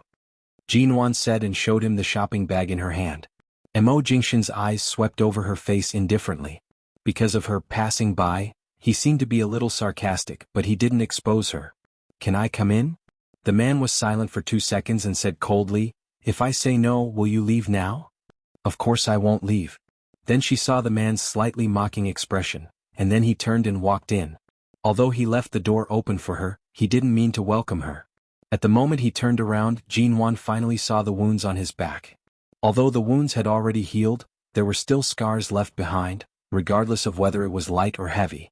She didn't know how long it would take for these wounds and scars to disappear, but each of them had left an indelible mark in Jinwan's life. No matter how he treated her now, he was Mo Jingshan, her Mo Jingshan. How could she give up so easily, and how could she escape because of these little setbacks? Jinwan went straight into the door. Nothing in Aolan International had changed. That's right. She hadn't lived here for so long and he hadn't come back either. Usually, there wouldn't be any changes except that someone would come and clean the place. Mo Jingshan went back to the bathroom to continue drying his hair. Jinwan took the things she bought into the kitchen, and when she came out, Mo Jingshan had entered the bedroom. He didn't even look at her, as if her arrival was like a servant or a nanny who had just come back from shopping, and he didn't need to worry about asking or answering a word or half a sentence. Jinwan simply asked him through the bedroom door, have you finished all the work that has piled up in the company? The bedroom was quiet. There was no response. Jinwan asked again, when do you plan on returning to the U Garden? Not long after, the bedroom door opened, and the tall and slender man came out. He was no longer only wearing a bath towel. He had put on a shirt and black pants. Jinwan found that since he woke up, he seemed to be wearing black, and the light-colored or white shirts he occasionally wore were almost untouched. Was it because he was only used to wearing black in the following years? In the past, when he wore this color, he only looked noble and aloof, making it hard for people to get close to him. Now, looking at him, it felt like he was a cold machine, emotionless and emotionless.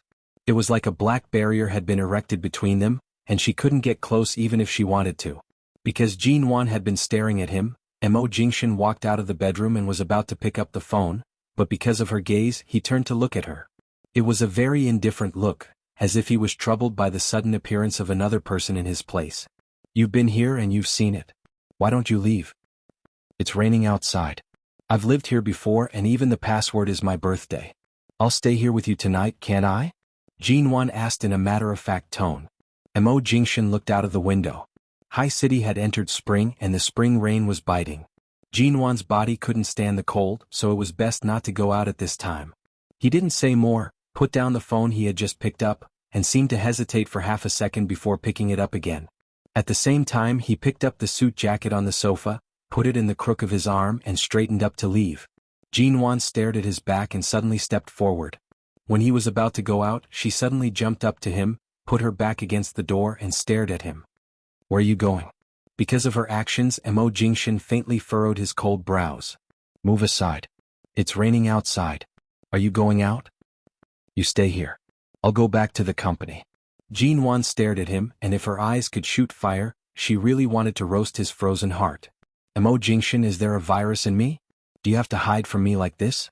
Although Aolan International is not the U Garden, it is also our common home, isn't it? You set the password of this apartment door by yourself. You set my birthday, which means you agree that this apartment belongs to the two of us. Now because I'm here you want to leave? The man pursed his lips indifferently and looked at her eyes that had been staring at him. I'll change the password. Jinwan widened her eyes.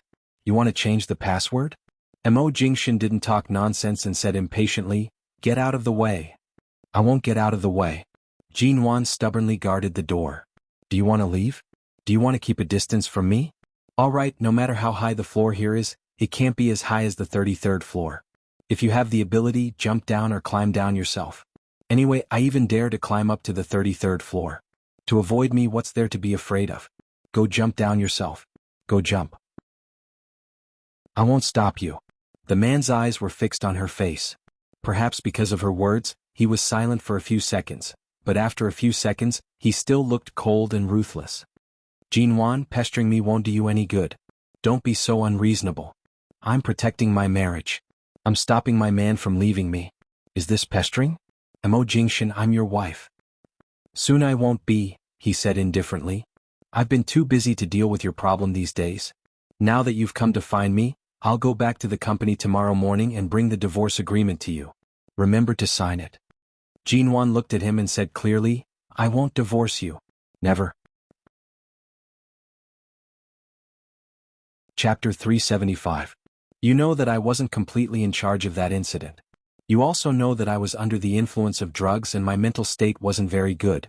You also know that Ji Menggran was behind it. You know everything. Jinwan was not irritated by his words at all. Instead, she stared at his black eyes more seriously and said firmly, I didn't do anything evil or against my principles except that I tried to divorce you and did some unreasonable things that really made you angry. There's no reason for me to be rejected by you like this. No matter in the past or now, I'm your wife. Mo Jingshan. I won't agree to divorce you.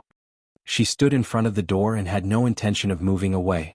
Mo Jingshan looked at her silently for a moment and didn't want to waste any more time with her.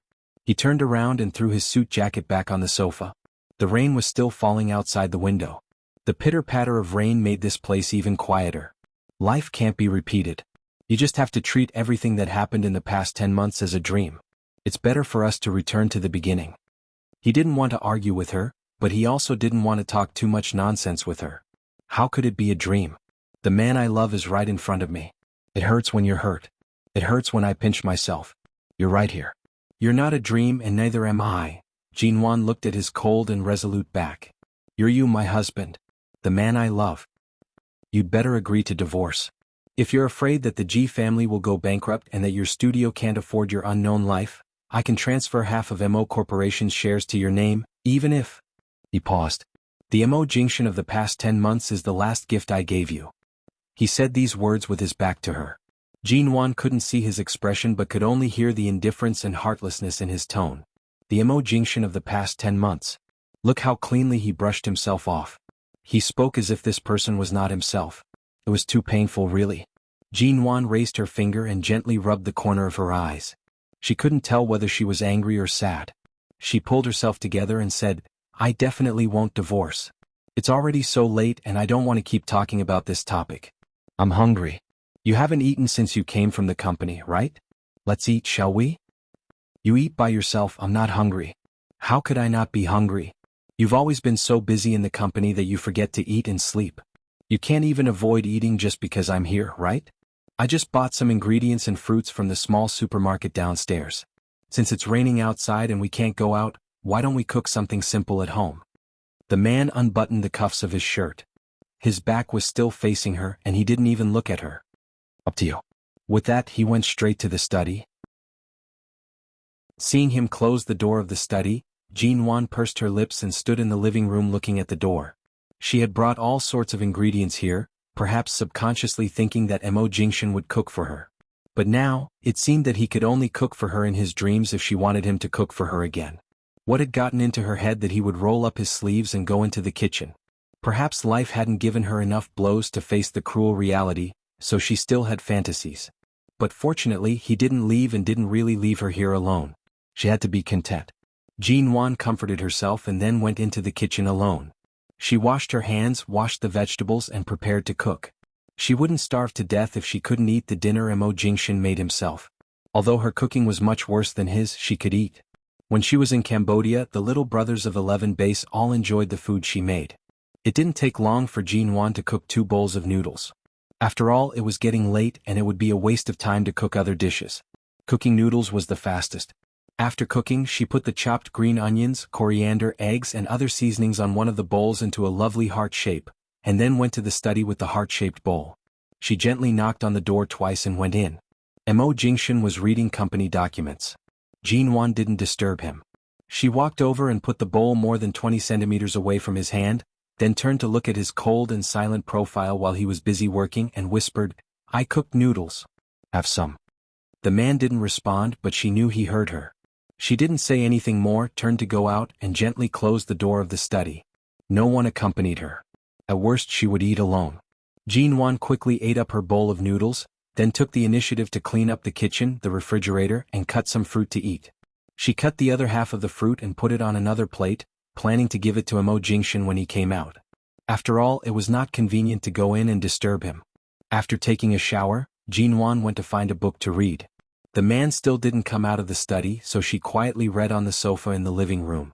She seemed to have lived such a peaceful life before in Aolan International, in the U Garden, in T-City not long ago.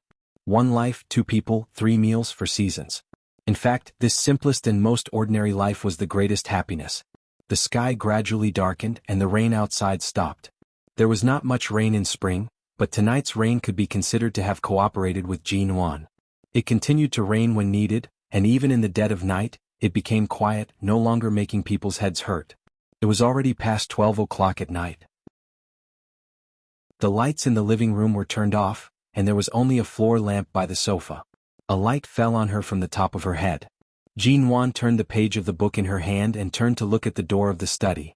The dinner was sent in at 8 o'clock. It should be reasonable for her to go in and take the bowl at this time. It shouldn't be a bother, right? She put down the book, got up from the sofa, went to the door of the study and listened to the movement inside.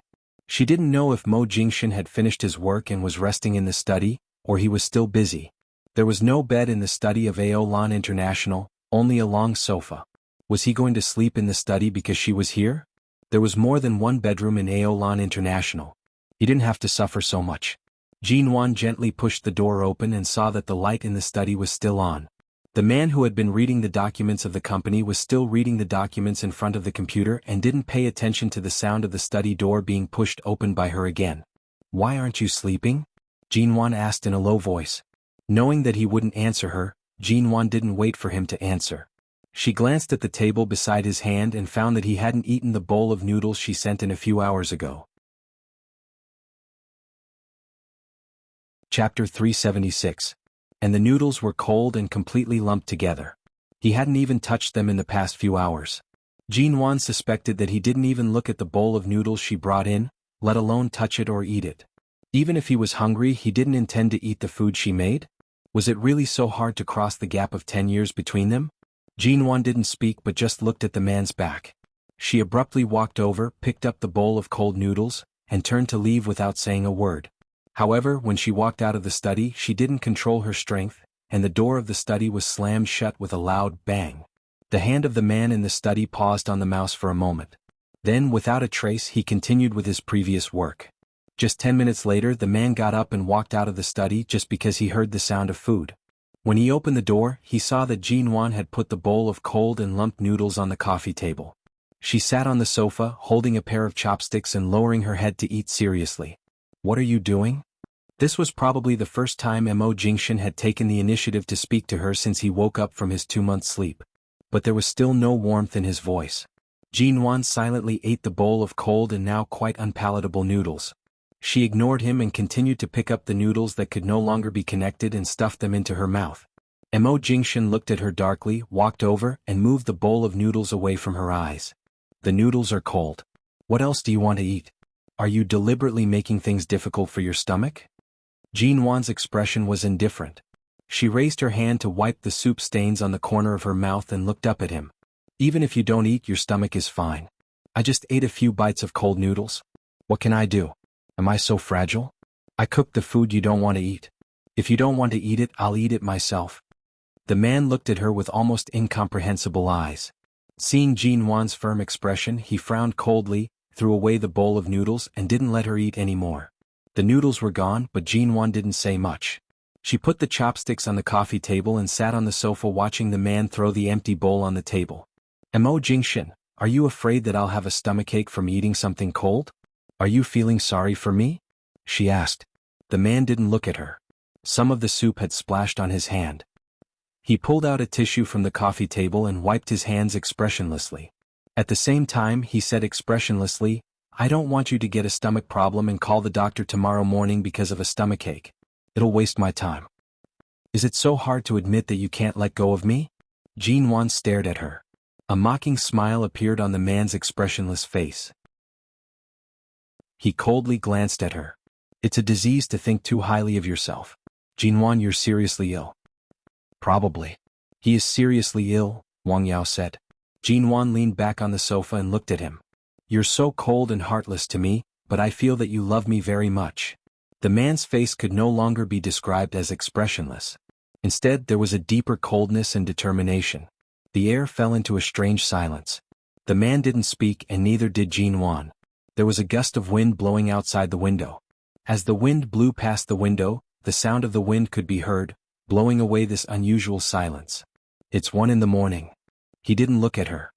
He said softly and indifferently, turn off the lights and go back to the bedroom to sleep. If she listened carefully, she could hear the coldness of ice shards falling to the ground from his words that sounded like he was concerned about her. This man was really, Jean Wan couldn't help but wonder if he would be overjoyed when he heard the news when she was framed and thrown into prison after 10 years of wandering, instead of suddenly appearing in prison the moment she vomited blood and died, as she had once dreamed. Perhaps a dream was really just a dream. His attitude seemed to be that he hated her to the bone. He hadn't appeared for 10 years. How could he have any extra thoughts about her life and death? He was just someone unrelated to her. Just like right now, she seemed to be someone unrelated to him. When will you sleep?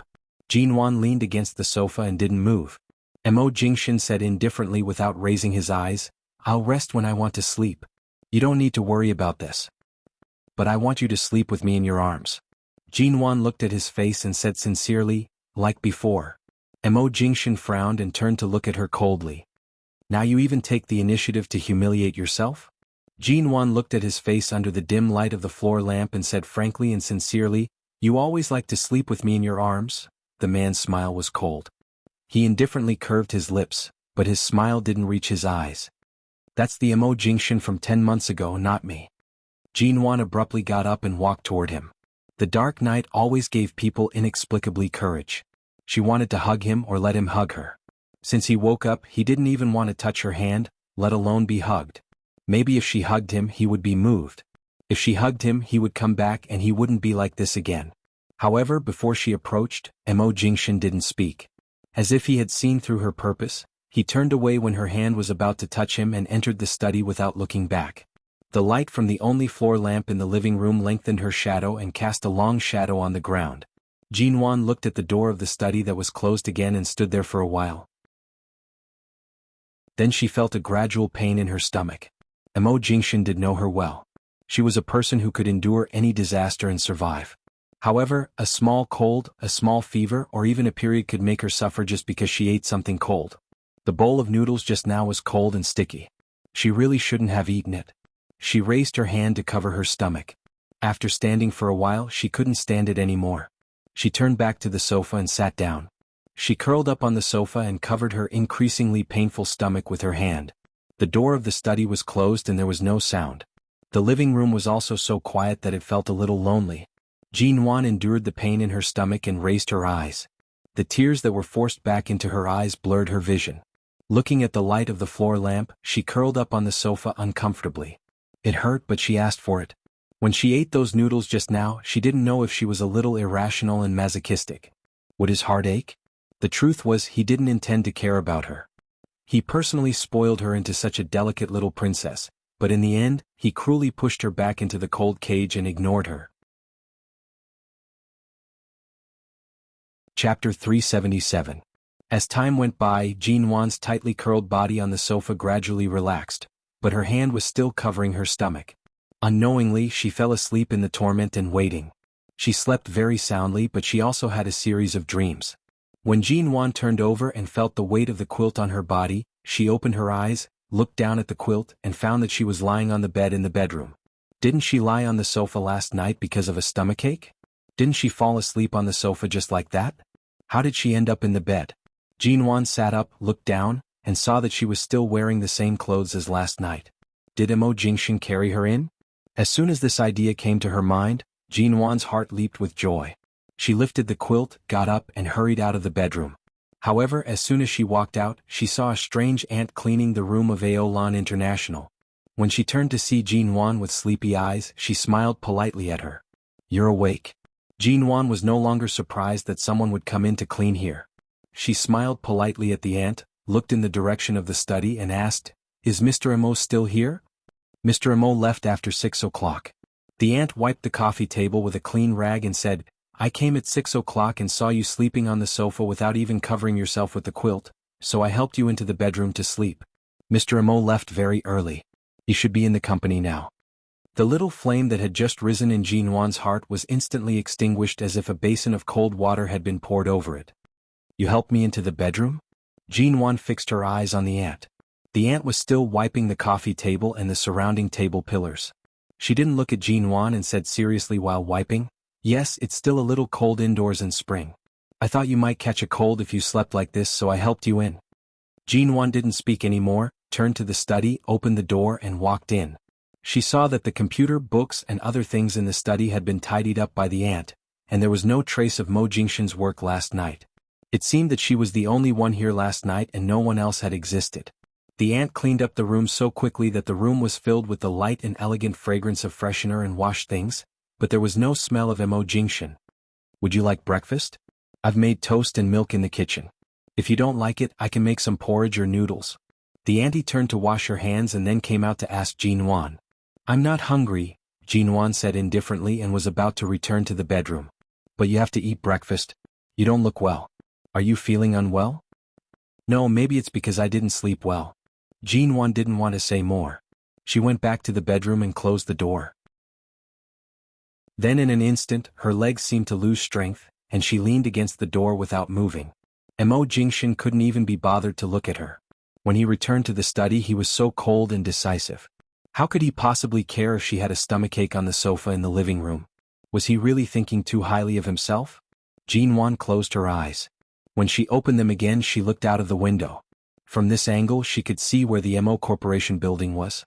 The building was dozens of floors high and had a fully tempered modern exterior. It was particularly eye-catching among the many high-rise buildings around it. Her eyes were fixed on the top floor of the building. The glass on all sides reflected the golden rays of the sun, but it was so cold that she couldn't see the staff coming and going inside and the man in a certain top-floor office. Not long after, the auntie came to knock on the door. Jinwan opened the door and the auntie handed her a glass of hot milk. "Have a glass of hot milk. It's better for your stomach to drink it hot." "Thank you, I don't." Jinwan suddenly paused and looked up at the kind auntie. "How do you know I have a stomachache?" The auntie paused and then smiled at her kindly and gently. "When you fell asleep on the sofa, your hand was pressed against your stomach, so I thought you might have a stomachache or stomach discomfort." "Is that so?" Jinwan asked. The auntie smiled again.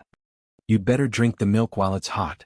Seeing that the auntie didn't intend to answer, Jinwan took the glass, touched the edge of the moderately warm glass, and then looked at the thin auntie. The auntie looked thinner than her. How could she possibly support her? Jinwan clearly remembered that she had been sleeping soundly. If she had been supported back to the bedroom she would have felt something, but she didn't feel anything at that time. Besides, the auntie was so thin. Even if she had been supported, she couldn't have been so steady. If she had been carried, the auntie would never have been able to carry her. Besides, she was usually very alert when she slept. Unless the person holding her was Mo Jingshan, she would habitually feel safe and wouldn't suddenly wake up. The apartment in Aolan International was so large that the distance from the sofa in the living room to the bedroom was not close. During the period when she was taken into the bedroom, if the auntie had supported her, how could she not have felt anything?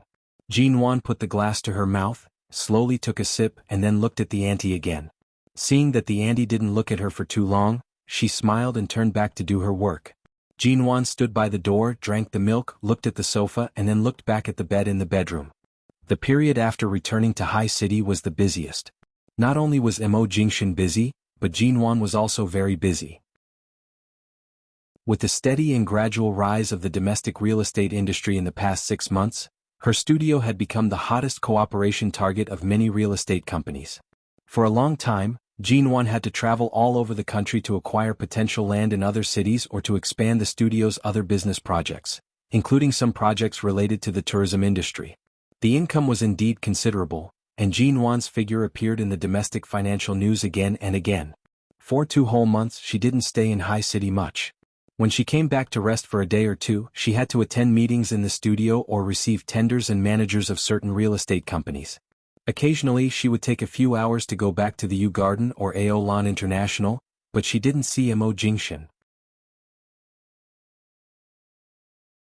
Chapter 378. Jinwan knew that this was an achievement that Mo Jingshan could have achieved 10 years ago, but for Mo Jingshan 10 years later, everything was within his reach. Jinwan's studio was also becoming more and more mature. She gradually had to deal with some more high-end partners and occasionally had to fly to Hong Kong, Japan, and other places. She was very busy. And in the next month, Jinwan lingered in the company of her partner in the United States for a contract worth $300 million. This time only she and Xia Tian were in the United States. Every day they were busy with work and meeting the superiors and leaders of the business partners. They could hardly leave the company in the hotel. During this period, when she had time, she would call the U Garden and ask if Mo Jingshan had gone back to live recently. The answer was no. The password of Aolan International was still her birthday and hadn't been changed. Every time she went back, Mo Jingshan didn't go back to live. When she was very busy, Jinwan would only send a text message to Mo Jingshan before going to bed, telling him what contract she had signed today or what problems she had faced today. Mo Jingshan's text messages were changed to no longer have a receipt system, which meant that whether he saw them or not, Jinwan would no longer be marked as read or unread. So Jinwan didn't know whether he saw what she occasionally wanted to say to him or not. But he didn't reply to any of her text messages. As for calling Mo Jingshan, she had indeed called him. In the first busy month, when she finally found time to rest, she called him to talk to him. The first few times the call went through, but the man was still cold and distant. No matter what she said, he would just say a few words and hang up the phone. Or he would directly ask her on the phone when she would come back to sign the divorce agreement and tell her not to waste any more time with him. Every time she called him, she was half frozen to death and then died. Jinwan didn't want to hear him mention the divorce again, so she simply stopped calling him and changed to text messages. But he really didn't reply. It was really terrible for a man who was deeply in love to suddenly be heartless. Such a busy work lasted for more than 3 months. High City spring had long passed and summer had come. Not long ago, Shine in the United States held several shareholder meetings and released a piece of news that Shine Group would begin to expand into the internet field in China and set up an internet company in High City. It would be temporarily incorporated into the merged Shine Mo Corporation and would be fully managed by Mo Jingshan. Shine in the United States would send a project leader to assist in the management of the new company. Mo Jingshan became busier. Even when Jinwan finally returned to a stable pace of life and was no longer so busy, she could hardly see him. He was either in the company or on a business trip. He was traveling around the world, but he was not in her sight. It was as if he was very far away from her world. Jinwan had taken some time to chat with Shinmu. Shinmu said that CEO Mo was really busier than ever. In fact, there were many times when he could find time to rest, but he was like a cold machine, indifferent to everything and almost treating the company as his home. Sometimes he was so busy that he didn't even have time to eat. Often, when everyone got off work and went to rest, he was still busy with meetings with other foreign partners. When everyone went to work in the morning, they would often find that CEO Mo hadn't slept all night. No one knew why CEO Mo was forcing himself to be so busy now. Shinmu couldn't understand it either, but the company was indeed developing at a terrible speed. Jinwan really couldn't find Mo Jingshan. This feeling was as if she was in China and he was also in China. It was not like the past when he went to the United States and ignored her for 10 years. But now, the pace of their lives seemed to have returned to that life that had nothing to do with each other. She didn't agree to divorce him, nor did she sign the divorce agreement. He was her husband, but she couldn't even see him. Jinwan knew that he was too busy these days, so she didn't bother him. No matter how busy he was, he couldn't be busy for a lifetime. She had the patience to wait for him. Emonwan's studio. A stack of documents was placed on the desk. Jinwan glanced at the contents on the page, then lowered her head to read other documents without saying a word. "Why are you so gloomy recently?" Xia Tian, who was at the desk, pushed the documents aside, leaned against the desk, lowered her head to approach her, and asked her, "Really? Maybe I'm too tired. Why don't you try going on business trips for several months?" Jinwan turned another page and said indifferently, "I just came back to rest for a few days. I guess I haven't adjusted my state of mind yet." "I think you've been short of a man's nourishment for too long." Xia Tian sneered. "I find that since you came back from the United States with Mo Jingshan, you two seem to have little contact. He's busy and you're busy. But why hasn't he come to pick you up recently when you rarely have a break? I heard from Xiaoba that Mo Jingshan used to pick you up often." You said he's busy and I'm busy. How can he have time to pick me up? Jinwan didn't even lift her eyelids. Is that so? Xia Tian raised her eyebrows and said, don't keep it to yourself. Is there something wrong with your relationship? Jinwan, who had just picked up the pen to sign at the bottom of the document, suddenly paused, and the last tick of her name was suddenly lengthened. She stared at her messed up name and paused for a long time. Then she silently put down the pen, threw the document back on the desk and looked up at Xia Tian. Do you want to have a drink with me when you have time? Xia Tian's eyelids twitched, and she waved her hand with a look of disgust. Forget about drinking. With your alcohol tolerance, drinking with you is like sending you into a pit of fire. I won't cause this kind of trouble. If you want a drink, I will definitely not accompany you.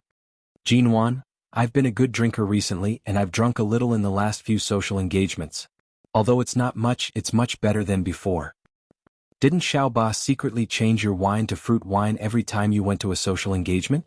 You should thank the heavens that you have such a considerate little assistant who's afraid that you'll be taken advantage of. Right now, many of the business partners in our studio have been drooling over you for a long time. If they didn't know you were Mo Jingshan's wife, their claws would have long been on you. It's just that these people don't dare to offend the Mo family. Do you really think the wine you usually drink at social engagements is low in alcohol content?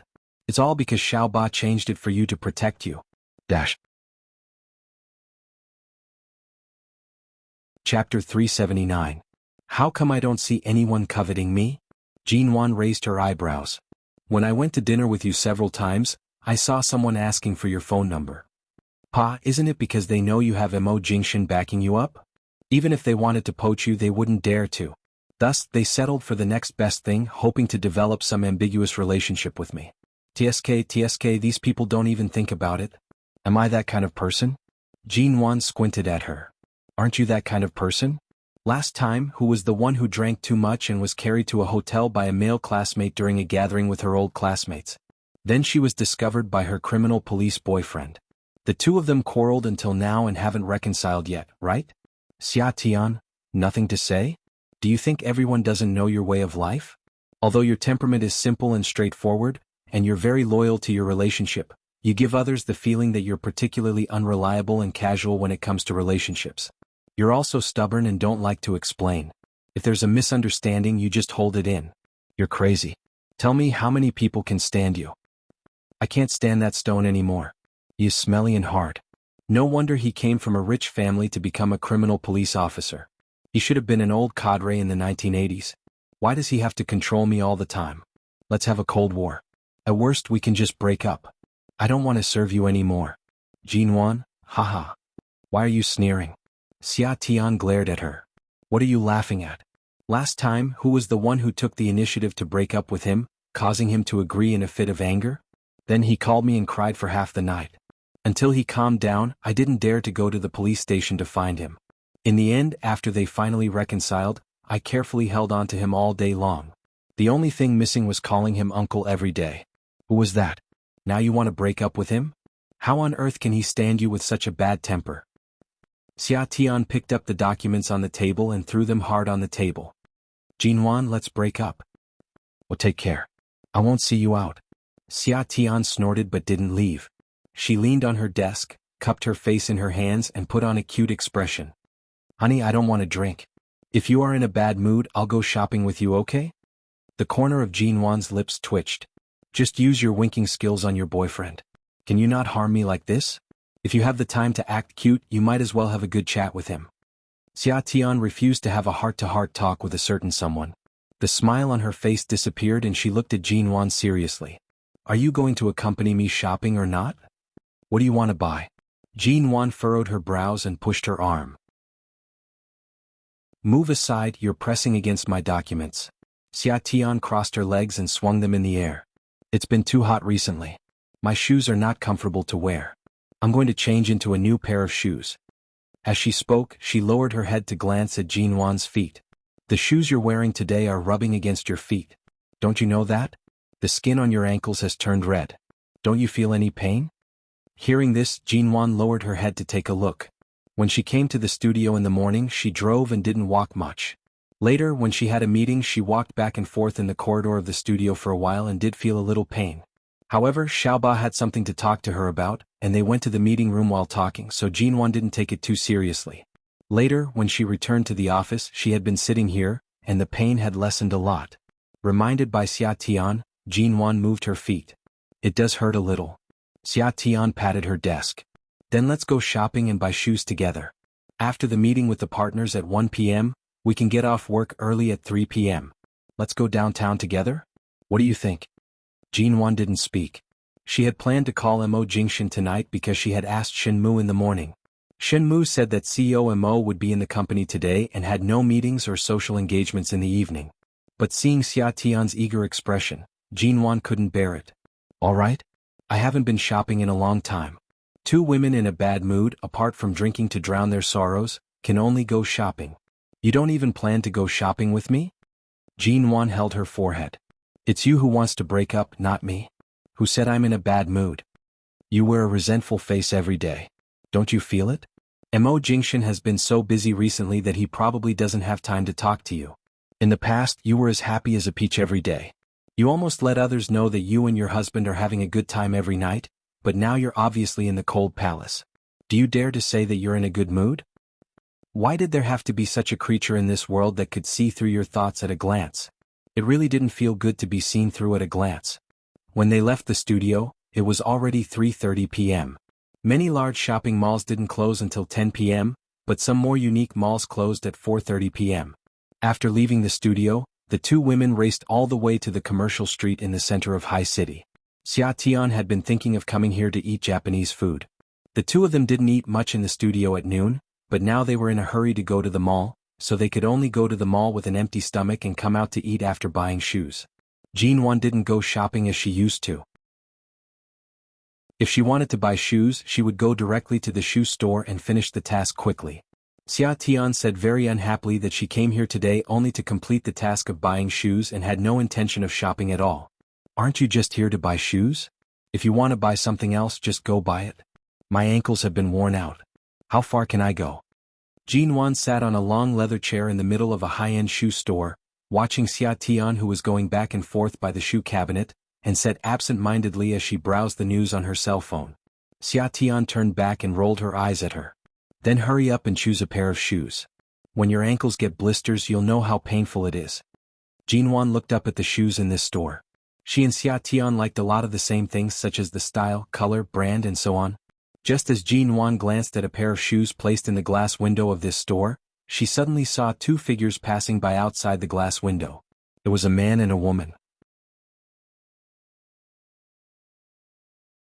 Chapter 380. At the moment when Jinwan's eyes suddenly froze outside the glass window, Xia Tian happened to turn around while trying on her new shoes and caught a glimpse of the people passing by outside. Xia Tian's eyelids trembled and she said abruptly, "What the hell? Why would CEO Mo and that and what's her name again? And Shuyan? Why are they here?" The next moment, Xia Tian suddenly paused and turned to look at Jinwan with a jerk. Some time ago she did hear a piece of news. Shine Group, the new internet company established in China, had sent in Shuyan to High City. However, Jinwan just sat there silently, put on the shoes that hurt her feet, and stood up as if she couldn't feel the pain. She walked to the door and watched the couple walk to the other side. Perhaps it was a woman's sixth sense, or perhaps Shuyan had already seen Jinwan sitting here, but when Jinwan walked to the door and looked out, and Shuyan turned her head to Mo Jingshan and whispered something with a smile. Mo Jingshan's back was still facing this direction, so she couldn't see his expression. At this time, Xia Tian put on her shoes and rushed out. Jinwan subconsciously raised her hand to hold her, asking in a low voice, "What are you doing?" "I'm going to beat the mistress." Xia Tian glared at her and looked like she was about to explode. What the hell does Mo Jingshan mean? Doesn't he love you so much that it almost penetrates into his bones? Now he's going shopping with a woman who's always harboring evil intentions towards him? Is he falling in love with someone else or trying to put a green hat on your head? Look at that in Shuyan, she's smiling so happily. Damn it. Let go of me and let me go. Jinwan put all her strength into her hand and held Xia Tian's hand tightly. Don't go. Why are you so scared? Now your husband is shopping with another woman. Jinwan, how can you tolerate this? Xia Tian glared at her angrily. Of course not. She was not scared. She didn't believe that Mo Jingshan didn't see her. This man had always been very perceptive. Even though she had been sitting in the window, there was no one else in the shoe store. When they walked over, they would have seen Xia Tian standing by the shoe cabinet and her. Mo Jingshan didn't believe that Mo Jingshan had not seen her. That's right, Mo Jingshan used to love her to the bone. But now he really froze her entire body, flesh and even her bones. Inch by inch, he cruelly extracted her like ice shards. Jinwan, they've already left. I know. You really don't plan to go? Why would I go there? When she turned back, she saw that Shuyan and Mo Jingshan were in a beverage area dozens of meters away from the mall. And Shuyan was buying coffee, and the man's tall and straight figure was still there. Damn it. Xia Tian struggled to break free again. She wanted nothing more than to slap Shuyan across the face and send her to the 18th level of hell. Jinwan, however, dragged her away. Why are you leaving? Xia Tian looked at him with disappointment. Jinwan, you're not usually so timid. Bring out the temper you had when you were screwing those rich ladies. If you dare to be a steamed bun, I will be the first to not forgive you. This kind of thing definitely cannot be tolerated. Jinwan didn't say a word but pulled her hard in another direction. Xia Tian didn't expect her to be so strong. She stomped her feet angrily and was dragged more than 10 meters away. When she followed Jinwan to the elevator, Xia Tian looked back again. Seeing that they were still there, she angrily rolled her eyes. After entering the elevator and reaching the first floor, Jinwan let go of her and walked out quickly without looking back. Xia Tian wanted to call her back. The mistress was so arrogant. She couldn't let her go like this. But before she spoke, she suddenly paused, looked at Jinwan's feet with a jerk, and hurried to catch up with her. Don't your feet hurt? Don't go. Just now they were almost blistered. If you walk like this, you will die of pain. It doesn't hurt. Jinwan said indifferently and then continued to walk out without stopping, as if there was something terrible chasing her and biting her in the largest department store in High City. She couldn't wait to get as far away from it as possible. Jinwan didn't say anything. It would be strange if it didn't hurt. Xia Tian saw that the skin on her ankle, which had been rubbed red before, was now broken. Perhaps this kind of pain couldn't compare to the pain in her heart. Oh, you can't wear these shoes anymore. Let's not go shopping. Let's buy a pair of comfortable shoes on the roadside and put them on. Xia Tian caught up with her and said in a much softer tone. She knew Jinwan too well. People like Jinwan could be two extremes. When she was very stubborn, no one could bully her, but if she chose to retreat now, it meant that she couldn't hold up the mentality to fight and that she was more vulnerable than others thought. Jinwan didn't go back to the studio. After leaving the mall, she drove Xia Tian back to her place and then drove back to the U Garden. It happened to be the weekend tomorrow and the next 2 days. Jinwan felt that she might need to rest for 2 days. She shut herself in the bedroom of the U Garden and didn't go out for 2 days. Auntie Chen came to ask her to eat, but she didn't go downstairs. Auntie Chen had to bring up the cooked food for her, only to find that Jinwan had only taken a few mouthfuls of the porridge for breakfast and barely touched lunch and dinner. The U Garden was really too big and the bedroom was empty and too quiet. After passing by him in the mall, Jinwan didn't send any messages to Mo Jingshan, nor did she call him or Shinmu. In the past 2 days, Xia Tian came to accompany her once. Auntie Chen was afraid that she was uncomfortable because she had no appetite, so she went upstairs again and again to ask about her physical condition. Mo Jingshan didn't come back. It was as if he had completely walked out of her world. In the past 2 days, Jinwan clearly understood one thing. In terms of who was more heartless and cruel, she was afraid that she really couldn't compare to Mo Jingshan. When he loved her, he could give her the greatest happiness and tenderness in the world, but when he decided not to love her anymore, he would uproot himself from her world, including his flesh and blood. He wouldn't care whether she was in pain or not. He only cared whether he left quickly or not. Could he really be so heartless to her so completely? Staying at home for 2 days, Jinwan felt a little dizzy. When she got up on Monday morning, she almost couldn't get up. She rubbed her hair and forced herself to sit up. On the weekends she could indulge herself and not eat if she didn't want to, but today she had to go to work and needed strength. So when Auntie Chen called her for breakfast this time, Jinwan obediently went downstairs to eat. Although she didn't eat much, she tried hard to eat some. She wasn't the kind of person who couldn't live with her body when she encountered a little blow. Life had to go on and so did work. There was no turning back in life. In her previous life she fell again and again because she was too confused and too weak. Chapter 381. Boss, you are in a bad state of mind. Did you go out and stay up late to have fun during the weekend? You look more haggard on vacation than when you are on vacation, Xiaoba said as she followed Jinwan out of the conference room. Yes, I didn't sleep well, Jinwan answered flatly. You can't stay like this. Next month, our studio will officially move to the office building in the city center. Now even the sign of our studio has been hung up. Our company's housewarming party will be held for 3 days in a row. All the partners and clients will probably come. You look like you will fall down at any time. You have to sleep well and eat well during the vacation. Otherwise, I'm afraid you won't be able to stand it for a day. Okay. Seeing that Jinwan didn't seem to want to talk, Xiaoba didn't follow her and went back to the office. At this time, Xia Tian happened to come over.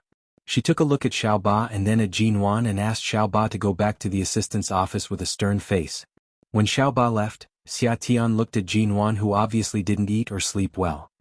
I thought you would feel better if I let you rest at home for a few days, but look at you now. I might as well rush up and give Shuyan a slap. It's better than being so wrong now. Okay, that's enough. Jinwan put a stack of documents in her hand. Go to Jiang City with me these 2 days. There is a problem with a piece of land in the tourist area. At that time, the document issued to me by Jiang City was missing a stamp. Now the higher-ups are using this reason to refuse to give us the ownership of the land, but the money has been paid. Xiaoba and the others can't handle this kind of behavior. We'll go in person. Recently, as long as Jinwan talked about work, she was like a clockwork machine. She didn't care about anything except work. Xia Tian didn't know what was wrong with her before. Now she finally knew. Are you sure you want to go to Jiang City at this time? Are you going to give your man to others? Xia Tian asked with an ugly face. Jinwan, who had just pushed the door into the office, stiffened and said indifferently, and Shuyan has been in High City for more than a month, and I didn't know it until 2 days ago. Something really happened, it would have happened long ago. What can I do in High City? I can't see her in High City. It makes no difference. With that, Jinwan went straight in. Xia Tian was extremely angry, but seeing Jinwan's sudden coldness, she did not know how much she had endured in her heart. Although they were good sisters, if Jinwan refused to do anything, she couldn't do anything. She had to get her friend's permission to do anything for her friend. Otherwise, even if she went to Mo Jingshan with a knife, it would only bring her the opposite effect. Xia Tian followed him into the office. Then let's go to Jiang City for 2 days.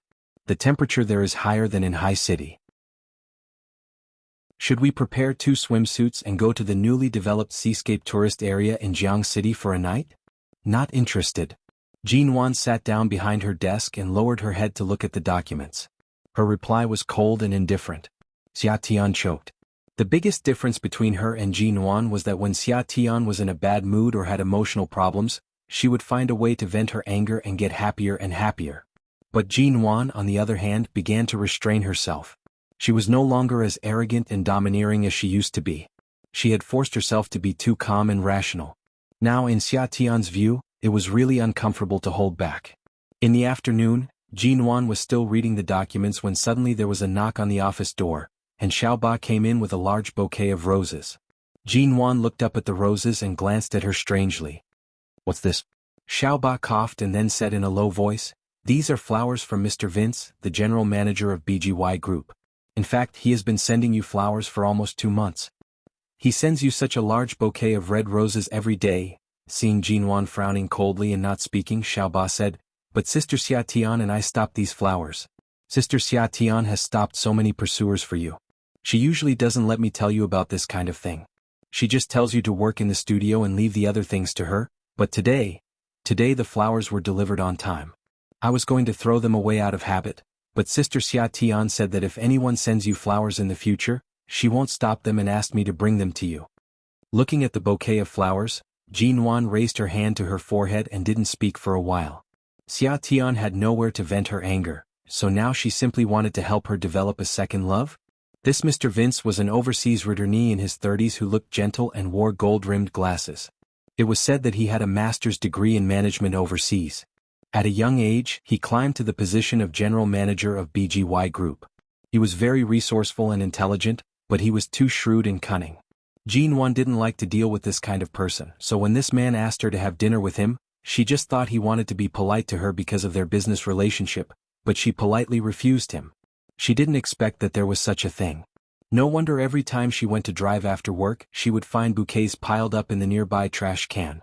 It turned out that they were all thrown out by Xia Tian and Xiaoba. "Boss, I'll help you find a vase and put the flowers in it," Xiaoba said and rushed to find it. "No, throw it away as usual," Jinwan said lightly.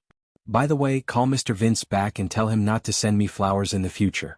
It's not like he doesn't know that I'm married. What's the point of flirting with me with flowers? This may be the etiquette he's used to after he came back from studying abroad. There's nothing wrong with liking you. Besides, he just sent you flowers in a gentlemanly manner and didn't do anything else. He has insisted on sending you flowers for so long. Every day when I throw them away my heart aches," Xiaoba muttered. Jinwan glanced at her. "So do you think a married woman like me should happily accept the flowers that other men send me every day? And even happily put the words he sent me in your office?"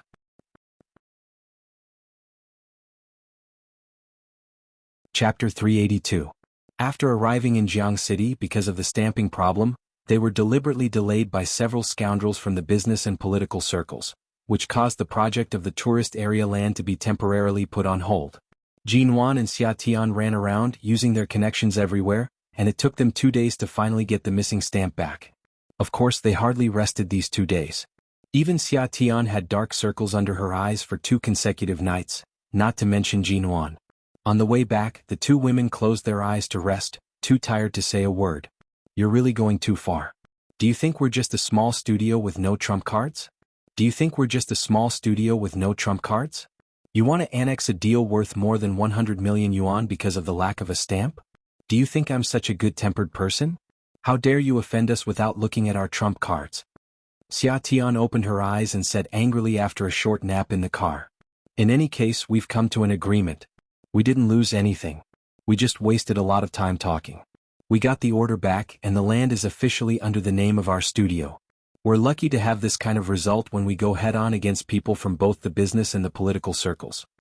Jinwan said calmly, "We should learn a lesson in the future. This kind of document can't be left without a stamp, lest others take advantage of it again." Xia Tian sat beside her with her eyes closed, whispering, "You're not even afraid of these scoundrels. You dare to fight back and no one dares to bully you. You can find the best way to solve such a difficult problem, but now your marriage and love have problems. Why can't you find a way to solve it?" Jinwan opened her eyes and turned to look at the scenery outside the car window that was quickly moving backward. If he was still the old Mo Jingshan, there would be no problem with their love and marriage, and he would not allow any misunderstanding, cold war, or quarrel with her. But now Mo Jingshan, he was still him, but it seemed that he was no longer him. Jinwan really didn't know how to face such a Mo Jingshan. When she first returned to China with him, she was full of enthusiasm, thinking that no matter what, he was the man she loved, and that no matter how high the iceberg was, it would melt one day. But he didn't even see her face and didn't even give her the chance to live under the same roof. He was busy in the company and the company was not a place for love. After the merger of MO Corporation and Shine, the management was stricter than before. She could not go to his company to pester him. Besides, even if she went to the company he might not be there. Just like a few days ago when she went to look for him, Shinmu said that President Mo was not around. It seemed that her courage had been gradually cooled and scattered. It seemed that Mo Jingshan really knew her and knew how to deal with her. When she said that she would never divorce and insisted on being with him, he didn't say anything but left her life in such a way that he didn't exist in her world, so her passion and her insistence were nothing but air. He was a man who had dominated Shine and the ruthless American business world for many years. His methods and ruthlessness were not something Jinwan could match. It took about 3 hours to drive from Jiang City to Hai City. During these 3 hours, Jinwan slept and woke up. When she returned to Hai City, it was already evening, but she didn't expect it to rain today. Jinwan didn't bring an umbrella, so she went downstairs to get the car. On the way back to the Yew Garden, she passed a manhole cover that had just been overturned. The manhole cover had not been surrounded by a protective fence. The rain was too heavy for Jinwan to see clearly, so she drove the car directly to the manhole cover, and the wheels were stuck inside. She had to get out of the car in the rain, check it, and then return to the car to make a phone call. When the person in charge of the traffic team came to help her move the car out, it was already an hour later. Jinwan had just driven back to the Yew Garden. Auntie Chen was startled to see her. "Didn't you drive back? Why are you wet? Come on, take a hot shower and then come out to eat some food and drink some hot water. Don't catch a cold." Jinwan responded. As soon as she went upstairs to the bedroom, she felt dizzy and almost lost her balance. She leaned against the door for a long time, raised her hand to rub her temples and then walked in. But she really didn't have the energy to take a shower, and her clothes were wet so she couldn't go to bed. She simply sat on the ground like this for a while, but she felt too tired. Perhaps she had been working hard for a long time and didn't eat or sleep well. 2 days ago, when she was harassed by those rascals in Jiang City, she had been suppressing her anger. At this moment she felt that her whole body was not well. Her ears were buzzing as if her physical strength had reached its limit. She could finally relax and sleepiness swept over her. After returning to the bedroom for nearly an hour, Jinwan still didn't have the strength to go to the bathroom. In the end, she simply lay on the cold ground and looked at the crystal lamp on the ceiling. She didn't even know when she fell asleep. When the bedroom door was knocked, Jinwan turned over on the ground and felt that the floor was too hard. She frowned and opened her eyes in a daze, only to hear Auntie Chen calling her outside the door. "Madam, have you taken a shower? Come and eat. I made you brown sugar ginger tea. Come out and drink it. Don't catch a cold. Your body is afraid of catching a cold. In the past, every time you caught a cold, you would have a high fever. I still remember it." Jinwan struggled on the ground to sit up, raised her hand and touched her messy hair, which was still damp and smelled of rain. Hearing that Auntie Chen was still knocking on the door, she had to get up, but she staggered on the spot, barely steadied herself, walked over and opened the door. Auntie Chen saw her unusual face. "Oh, why do you look so pale? Haven't you taken a shower?" "No, I'll go down to eat first and then come up to take a shower," Jinwan said and went straight out. Seeing that she was still wearing wet clothes, Auntie Chen was about to say something, but then she remembered that Mr. Imo hadn't returned to the Yew Garden for months after Jinwan came back, and Jinwan had been particularly quiet during this period. Auntie Chen didn't say anything but hurriedly followed Jinwan downstairs, thinking that they must turn off the air conditioner in the hall, in case it was too cold. Jinwan walked down quietly. When she was still 5 or 6 steps away from the tiled floor of the hall, she felt more and more dizzy, and suddenly everything went black. She subconsciously tried to hold the handrail, but before her hand touched the handrail, she fell down, hit her head on the stairs and sank into darkness. Chapter 383. Seeing Jinwan's condition, the servants were startled. Someone rushed over and helped Auntie Chen to help Jinwan up, and someone hurriedly turned to make a phone call. In a flurry, as soon as the phone was connected, Jinwan woke up. Leaning against Auntie Chen's arms, she frowned and rubbed her aching forehead. At the same time, she heard the servant say to the phone, "Mr. Imo, Madam fainted and fell on the stairs. When can you come back, Mr. Imo?" Hearing this, Jinwan immediately turned her eyes. "Don't call him back. I'm fine." Her voice was very light, but the servant paused because of her words. Then she hesitated and came over with the phone. "Madam, Mr. Imo asked me to give you the phone." Jinwan was silent, took the phone and put it to her ear. The man's voice on the other side of the phone was casual and indifferent, but it was as cold as ever. Hearing it, she shuddered. "What? Can't you even do the most basic healthy lifestyle? In addition to catching a cold and having a fever, you even want to cripple yourself just by walking?" Jinwan didn't expect him to come back. Besides, she just fainted and lost her footing. However, hearing this, she still felt cold. "I didn't force you to come back. Just now, the servant was too concerned about me, so she made a fuss. Don't mind it. But the Yew Garden is our home. Are you going to never come back?" Mo Jingshin's tone was calm, making it impossible to guess his mood. "I can see that you like that place very much. The ownership of the Yew Garden property has been transferred to your name. Just this property alone is enough for you to live comfortably for the rest of your life. You won't follow the same footsteps and live a homeless life again." Of course, she wouldn't live like that again. She had her own job and a life she worked hard to support. Right now, Jinwan really didn't have the energy to pester him about these things that were not important to her. She tightened her grip on the phone and asked again, "Are you really not going to return to the Yew Garden?" There was no answer. Mo Jingshin hung up the phone.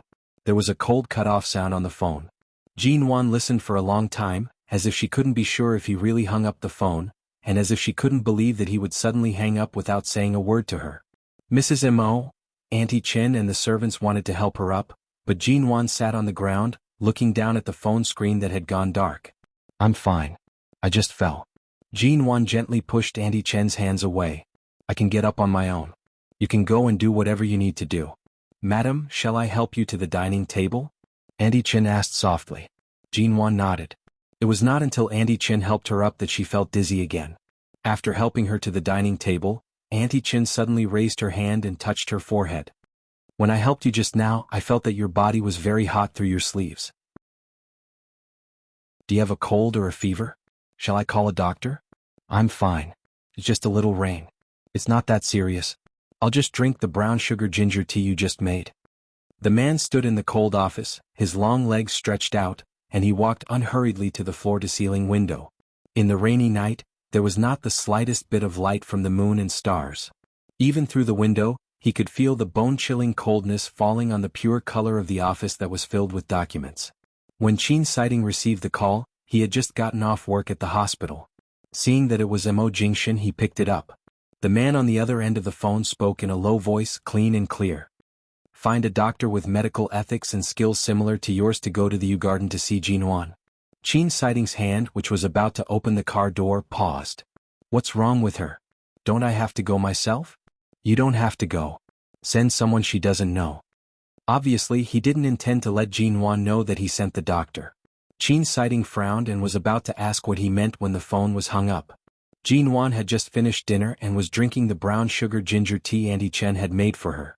Her pale face looked slightly red from the heat, and she was sweating a little. Then the doctor suddenly came. Who called the doctor? Jinwan asked. I just called Miss Feng Ling. Miss Feng said that she would ask Dr. Qin. It seems that Dr. Qin said that he wouldn't be in High City these days, so he sent a colleague from the hospital over. Auntie Chen told Jinwan everything she had heard on the phone. Jinwan glanced at the doctor, who smiled politely at her and said that it was Dr. Qin who sent him over. She nodded. Jinwan's illness was not serious. It was just that she hadn't rested well these days and couldn't eat much. Her body was in a state of fatigue, and she had some signs of a cold and fever from the rain. Everything else was fine. She just needed to take cold medicine and antipyretics, rest more, drink more hot water, and eat more to maintain her strength. She understood all of this. Hearing the doctor say that there was no problem, Auntie Chen was relieved. After the doctor left, Auntie Chen urged Jinwan to take a hot bath. Jinwan obediently went to take a bath and obediently went back to the bedroom to sleep after taking the medicine. But when she turned over on the bed, she looked at the empty other side of the bed and reached out to touch the bed. It had been a long time since she had Mo Jingshan's scent and warmth here. Sure enough, when he cared about her, even the slightest headache or fever could be hugged and coaxed. It was as if she was a fragile porcelain doll when she was sick. He wanted to hold her in his hands. But now she couldn't get sick at all. In his eyes, if there was even the slightest problem with her body, he would think that she was using some despicable trick to lure him back. Was the image of her in his heart that she would do anything to achieve her goals so deeply rooted? She felt so warm and happy when she hugged Mo Jingshan, but after all of this suddenly disappeared, she felt so lonely and lost. She wanted to give up and leave. She asked herself, did she really decide to give up like this? After such a long time, she couldn't be clearer about what kind of man Mo Jingshan was. No matter what he did, there would always be a reason. But what exactly was the reason that made a man who wasn't even afraid of death push her away again and again? Jinwan sniffled. It was already late. Although her head hurt, she didn't feel sleepy. She sat up on the bed and stared at the snow-white wall under the lamp for a long time but still couldn't fall asleep. There were still a lot of things to do in the studio tomorrow. She had to sleep. She rubbed her head and turned to rummage through the drawer. She found a box of sleeping pills with only 2 or 3 pills. These pills seemed to have been bought by her when Ji Menggran was here. Chapter 384. After a busy day in the studio, Jinwan had dinner with her business partners as usual. Xia Tian had declined the previous few social engagements. Today the heads of BGY and WK came to discuss the land purchase agreement, so Jinwan had to show up. At 8 o'clock in the evening in the VIP room of the Royal Clubhouse in High City, Xiaoba and another assistant were singing, and Jinwan was discussing the cooperation with the head of WK. The heads of the two companies wanted her to have a few drinks with them, but seeing Jinwan didn't look too good today, she asked for juice instead of wine and everyone agreed. Jinwan was the only one in the entire room who didn't drink. Xia Tian came back and winked at Jinwan, telling her to go out and hide. Jinwan really couldn't stand the singing of Xiaoba and the others, and the heads of the business partners kept leaning toward her, either sitting next to her or conveniently, putting their hands on her waist. Seeing Xia Tian's look, she got up and walked out of the room quickly. When she went out, she happened to receive a call from Feng Ling. Mrs. Mo, I'm sorry. My mission here was delayed for more than 3 months, and I'll be leaving for High City in half a month. Is there anything I can bring back for you? You've just finished your mission. Take a break in the United States before coming back. I'm fine here. When I hired you, I was just guarding against those people in the United States, wasn't I? Now that Su Jilan and the Su family have fallen, and Director Mo hasn't done anything to me, my life has returned to normal and peaceful. You don't have to rush back. Mr. Mo signed a 3-year employment contract with me. Now it's not even a year. Of course I have to go back as soon as possible. All right. You insist on coming back when my studio is moving. At that time you'll probably have to do all the hard work again. You really have a busy life. Feng Ling smiled. I'll bring gifts for Xiaoba and the others when I go back. What do you want? As long as you come back safely. By the way, you haven't cut your hair recently, have you? Didn't I tell you to keep it longer last time? I cut it. It's inconvenient when it's long. It's also convenient to tie it back. Do you like short hair so much? Isn't there a saying in China that 3,000 strands of worry? It's very comfortable and my head feels very light. Jinwan raised her eyebrows and looked down at the slightly wavy hair hanging over her chest. After hanging up the phone, she touched her hair, wondering if Feng Ling liked short hair so much. Should she try a short haircut? Just as this thought sprouted in her mind, she turned around and walked out of the restroom. Suddenly, she caught a glimpse of a familiar figure entering the men's restroom on the opposite side. She was startled. Not long after, a tall man came out of the bathroom opposite. When he saw Jinwan outside, he was also stunned. Mrs. Mo. Shenmu. As Jinwan asked, she subconsciously glanced at the men's room behind him and then at the other directions around her. Although she did not ask, she subconsciously felt that wherever Mo Jingshan was in High City, Shenmu would also be there. Vice versa. If Shenmu was here, Mo Jingshan might be nearby. A business partner arranged for us to come to this club tonight. President Mo is still in the private room. Why are you here? Seeing that Jinwan did not smell of alcohol at all, Shenmu thought she came here with her friends or to see President Mo. Several clients of my studio have also booked private rooms here. Jinwan briefly explained, but because she heard that Mo Jingshan was here, she looked at the other private rooms. The private rooms in this club were all on this floor. Because of the large space and expensive facilities, there were only 3 of them on this floor. She saw that most of the people in the other 2 private rooms were men and asked, "Only you and Mo Jingshan are here? Are there any other acquaintances?" No, the place is booked by a business partner tonight. It's a company that has cooperated with CEO Mo for many years. They have a good relationship with CEO Mo and will continue to carry out other international cooperation projects in the future. It's rare for CEO Mo to agree to this kind of meeting. Tonight, only I accompanied CEO Mo here. The others in the private room are all from our partner companies. There aren't many people. Mrs. Mo, would you like to go in and have a few drinks with us? I won't go in. How about this, when you're done give me a call, Jinwan said lightly. Shenmu was a little confused. In the past few months, CEO Mo had been busy in the company, but Shenmu didn't know whether CEO Mo went home or somewhere else after leaving the company, so he didn't know what happened between Jinwan and him. He just instinctively felt that since Jinwan was Mrs. Mo and CEO Mo was here, she could definitely enter the private room if she wanted to. No one could stop her. But since Jinwan said so, Shenmu nodded and said, "Okay, I got it." When Jinwan returned to the private room, the representatives of BGY and WK saw that her complexion was much better than before and poured her a glass of fruit wine, asking her to drink with them. Jinwan politely declined with a smile and continued to pick up the contract to discuss. Fortunately, she brought Xia Tian and Xiao Ba with her, 2 good helpers who could always liven up the atmosphere. Whenever Jinwan refused to drink, Xia Tian would immediately come over to help. At 10:30 in the evening, when the private room was almost finished, Jinwan received a call from Shenmu. "Mrs. Mo, we're going back. Do you want to come with us?"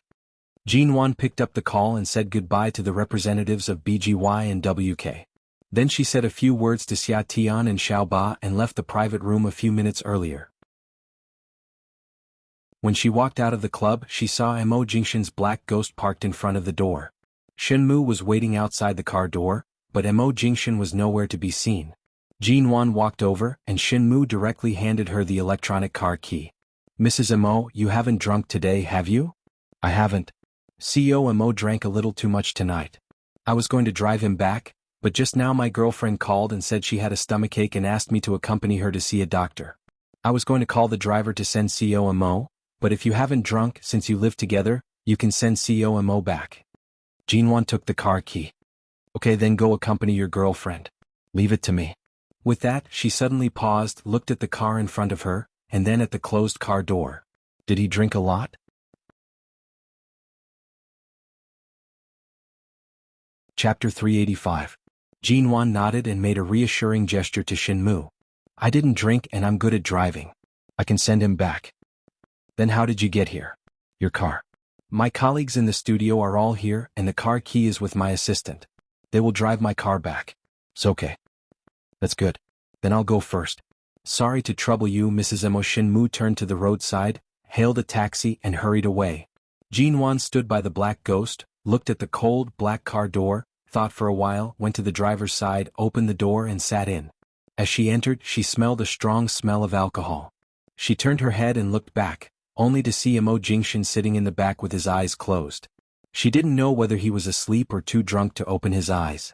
It wasn't that she had never smelled alcohol on him before, but this was the first time she had smelled it so strongly. Furthermore, she had never seen him drink too much. His self-control was too strong and he never indulged himself too much. Jinwan looked at his clothes again. He was wearing a black shirt and trousers. She was right. It seemed that since he woke up from his 2-month sleep, he had been wearing this black, which made him look even colder and more unapproachable. While he kept his eyes closed and seemed to not notice that the driver had been replaced, Jinwan started the engine and was about to drive away. Suddenly, the man's low voice rang. Shinmu. Jinwan didn't speak, nor did she turn her head to look back. She just looked up at the rearview mirror and saw that the man's eyes were closed. He seemed to have a headache from drinking too much and was frowning. Give me water. His voice was hoarse and cold and he still didn't open his eyes. Jinwan lowered her eyes to look for water in the car until she saw an unopened bottle of mineral water on the door of the passenger seat. She picked it up and handed it to him. Mo Jingshin opened his eyes slightly. The lights in the car were not turned on, and the light from the surroundings fell into the darkness. The moment he raised his hand to receive the water, he glanced at the fair, slender fingers holding the bottle. His gaze paused for a moment before he silently received the water. He twisted the cap open and took a sip. He then closed his eyes again and leaned back against the seat, not speaking again. Feeling that he didn't seem to notice anything strange, she retracted her hand on the steering wheel, restarted the engine, and drove the black ghost away from the parking space in front of the club. She drove steadily. After all, she was no longer a newbie. The man sitting in the back was very quiet and did not say a word. Jinwan glanced back with the rearview mirror and saw that Mo Jingshin's eyes were closed as though he had fallen asleep. 15 minutes later, the car passed by the Mo Corporation. Jinwan continued to step on the accelerator without hesitation, not even intending to stop. When passing by Aolan International, she hesitated. Her first thought was to abduct this man back to the U-Garden. After returning to China, he really wouldn't return to the U-Garden, so she felt it necessary to take him home. But she was afraid that if he woke up, Auntie Chen wouldn't be able to bear his anger, so she hesitated and turned the car into Aolan International. When the car stopped, Jinwan unfastened her seat belt and turned back to see that he still hadn't opened his eyes. She opened the door and got out of the car. Then she went around to open the back door and patted him lightly. The man's eyes were closed and he reeked of alcohol. Jinwan patted him again. No reaction. Was he really asleep? Jinwan simply reached out to hold his arm and pulled him out of the car. When the man got out of the car, his entire weight fell on her. She held him with some difficulty, reached out to close the car door, and then staggered all the way into the elevator in the underground parking lot. She finally entered the elevator, but because of the man's height, length and completely healthy body weight, she, a woman who weighed only about 90 kilograms, could not stand steadily. In the end, she could only lean against the wall of the elevator and bear the man's weight. The man's head hung on her shoulder and his breath, which reeked of alcohol, brushed against her neck. After being pressed like this for a while, Jinwan poked her head out to look at the number on the elevator. She remembered that she hadn't swiped the elevator card or pressed the floor password, and the elevator was still on the basement floor. She hurriedly pushed him. Let me press the password first. She pushed him for a long time but to no avail. In the end, she could only support him with one hand and reach out with the other. After barely pressing the password, she hurriedly withdrew her hand and tried to support the man's heavy and tall body. It was not until the elevator stopped on their floor that Jinwan forcibly pulled him out of the elevator. In the past, when Mo Jingshin carried her, he could easily carry her by the waist, but when she held him, it was as if she were carrying a stone. He was so heavy and so tall. She couldn't hold him at all. She finally opened the door and helped the man in. Jinwan staggered all the way to the sofa. Fearing that he would fall to the ground, she helped him to sit down on the sofa. Seeing the man leaning against the sofa, Jinwan raised her hand and rubbed her wrist, which was a little sore from supporting him just now. She turned to close the door, changed her shoes, went to the shoe cabinet, took out a pair of men's indoor slippers, and squatted down to help Imo Jingshin change his leather shoes. After working for a long time, she was covered in sweat. Jinwan's face, which was a little pale because she hadn't recovered yet, was now faintly red. After putting on the shoes and turning on the air conditioner, she stood by the sofa, looked at the man leaning against the sofa motionless, and fell into deep thought. She had succeeded in bringing him back. Then what should she do now? When he was sober, he refused to talk to her. Now that he was so drunk, it was even more impossible for him to talk. At most, he could only be in front of her, where she could touch and see him. She couldn't touch this man all night while he was drunk just because she hadn't touched him for a long time, could she? As soon as this thought popped up in her mind, Jinwan's lips twitched in disgust. Seeing the man leaning against the sofa with his eyes closed and rubbing between his eyebrows, she simply turned to look for the antidote. As she searched, she looked back at the sofa from time to time. Seeing that he had been sitting there and had no intention of getting up to leave, she lowered her head to continue searching. After finding the antidote, she went to boil water, washed the white towel with cold water, wrung it dry, and quickly walked back to the sofa to wipe his face. Chapter 386. As soon as she met Imo Jingshin's eyes, she clenched the towel and looked into his eyes. "Did you wake up just now?" "I didn't wake up.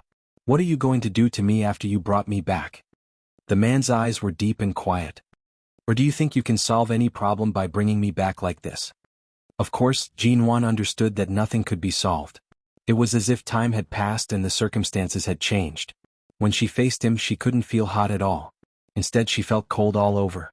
Today's Imo Jingshin was not only the CEO Imo who once terrified the business world, but also the global CEO of Shine Group who shocked and frightened the entire Western financial world. Everything about him was buried under a calm and indifferent shrewdness. Jinwan looked at his face. It was still so handsome, but it was also stained with the coldness and nobility of a superior.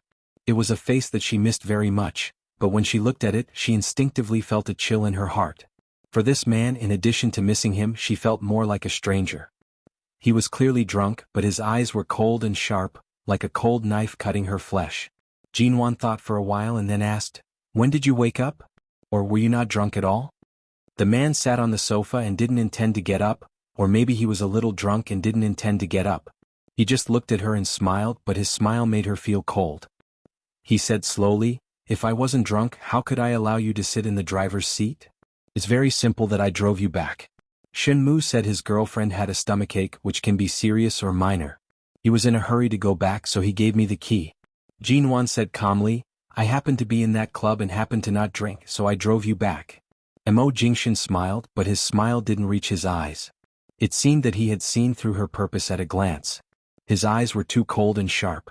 Jinwan seemed to have nowhere to hide in front of him. Even if what he did and refused to see her during this time aroused her resistance, she couldn't stand such treatment. If it were in the past, she would have jumped up and left. But Imo Jingshin had always been too good to her, and all his kindness made it impossible for her to be angry at him. Besides, she really missed him too much. But as soon as she met his eyes, Jinwan instinctively avoided his eyes and went into the kitchen. "The water is boiling. I'll make you some hangover medicine." As he spoke, he quickly walked into the kitchen, picked up a glass and poured some water. Then he placed the medicine into the glass and shook it gently as if he couldn't feel how hot the glass was. He walked out with the glass and placed it on the coffee table. The man sat there and looked at her fingers that had been scalded red. He looked at the skin on the back of her hand that was slightly redder than before. Although there were still some scars from Cambodia, they were indeed much lighter than a few months ago. He looked at her silently and didn't speak, nor did Jinwan. They were silent for a long time. Jinwan pointed to the glass on the table. "Drink some. Drink it while it's hot. The medicine will take effect faster. Shenmu said you drank a lot tonight, so you may have a stomachache or a headache. You'll feel better after drinking it." Imo Jingshin's face was expressionless, as if he wasn't even interested in the glass of water she poured for him. Or perhaps he was guarding against her Against what? Was he afraid that she would drug him? Jinwan looked into his eyes. Do you hate me so much now? Obviously. She paused and asked calmly, when I was in the mall with Xia Tian, I saw you with Shu Yan. Did you accompany her shopping? Or was there any other reason? The man narrowed his eyes at her words. What kind of answer do you want to hear? Jinwan's lips moved. In the past, Mo Jingshan was the person who hated misunderstandings between them the most. Whenever there was the slightest misunderstanding, he would immediately give her a reasonable explanation to set her mind at ease and not let her imagination run wild. She wanted to ask where the Mo Jingshan who had always firmly pressed against her heart had gone. But when the words reached her mouth, she suddenly couldn't bring them out. Under the man's cold gaze, Jinwan stood behind the coffee table for a long time and said, I can't understand whether your attitude toward me right now is disgust or wariness or, I don't know what else you mean, but from the beginning I just wanted to live a good life. I didn't want to cling to anyone. You remember everything in the past, so you should know that my feelings for you and everything I've done are real. Just like how you used to treat me, it's all very pure. Before she finished speaking, she heard the man chuckle. It was the kind of cold, mocking chuckle that came from his chest. It was very light, but she heard it. The man stood up, walked around the coffee table and the cup of sobering tea on it, and walked up to her. The clear and clean smell of his body mixed with the smell of wine. Subconsciously, Jinwan felt all the pores on her body contract as he suddenly took the initiative to approach her. She raised her eyes to look at him. At the same time, the man leaned down to her, and his breath fell on the skin of her cheek. Pure? Don't you feel embarrassed saying this word to me? Jinwan raised her head to look at him and looked at him with a stubborn and serious expression that would not be overwhelmed by his aura. Of course I don't feel embarrassed. I just learned a lesson and learned how to cherish, how to avoid all harm, and how to live a good life. I can bear the word, pure. It's the same for you, Mo Jingshan. My feelings for you are pure enough. It's fine if you don't believe me, but you can't completely deny me like this. She stared at him steadily. I can't easily give up on the man I once loved. A man who could even throw his life away for me. Right now, even if you directly stab a knife into my body, I won't say a single word. After all, the pain you've experienced is 1,000,000 times worse than mine. Marriage is mine, the man is mine, and the family is what I have to protect. You don't have the right to make me give up. Mo Jingshan raised her chin, his voice soft and slow. So stubborn? So affectionate? Jinwan saw the thick mockery in his eyes. His gaze was as dark and deep as ever, and his voice was as gentle and mild as ever. However, she raised her eyes to look at his cold expression. Aside from coldness, she could not capture any other emotions. You're tuning in to the Dreamy Chapters YouTube channel. We're so grateful for your support, and don't forget to subscribe to join us on this incredible journey through captivating stories. Your generosity through donations truly makes a world of difference, as it's the primary source of revenue that allows me to expand and enhance this channel for you. Thank you from the bottom of my heart for being a part of this adventure.